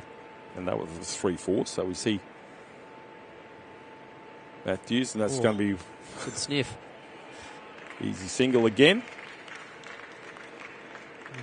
Bob. Yeah, that Case really complemented Joe's innings perfectly, didn't he? I mean, it looked risk-free, his batting. He didn't really raise too much of a sweat. Just knocked the ball in the gaps. Full value for shots out here, of course. And obviously Joe from the other end just was bludgeoning them. Matthews again, and that's going to be pushed to the point for another. Yeah, McGowan 55, 8 fours and 3 sixes off 21. And then Case 59 off 36 with 5 fours and 2 sixes. So certainly complimented his skipper. And, even though McGowan was on his way, they still had the nemesis in Case there. And when he disappeared, there was a pulse for the Fusion, but it's been taken away pretty quickly. Definitely.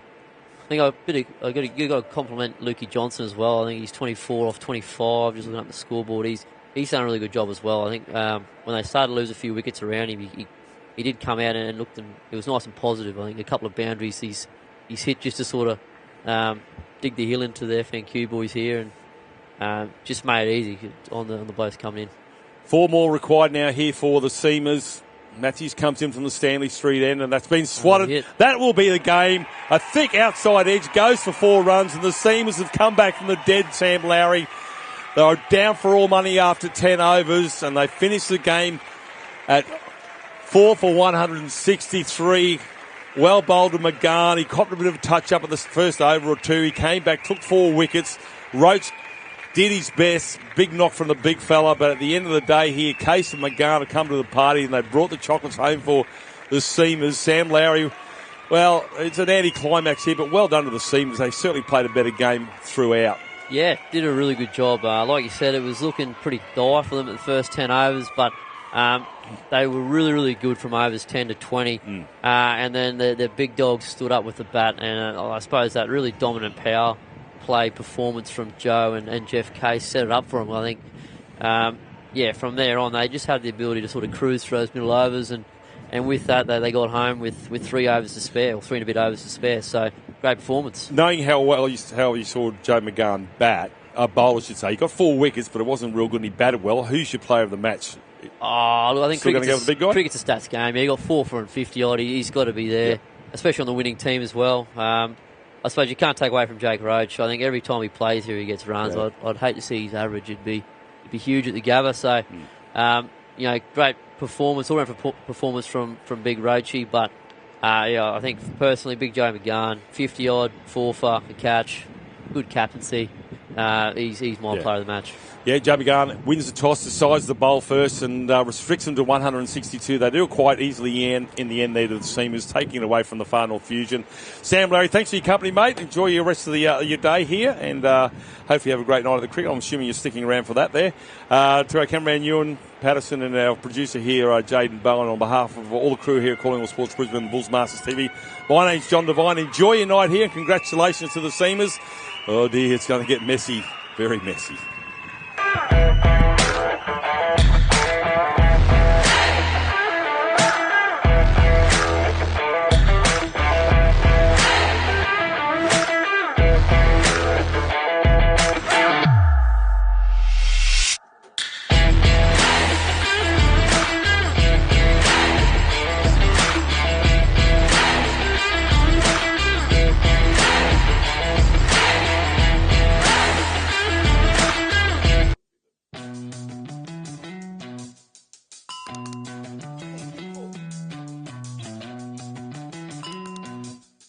Chemist Warehouse is making shopping more convenient with its new Click and Collect service. Just tap to order items online, and it's ready for pickup within just 4 hours. Click and Collect. Try it today.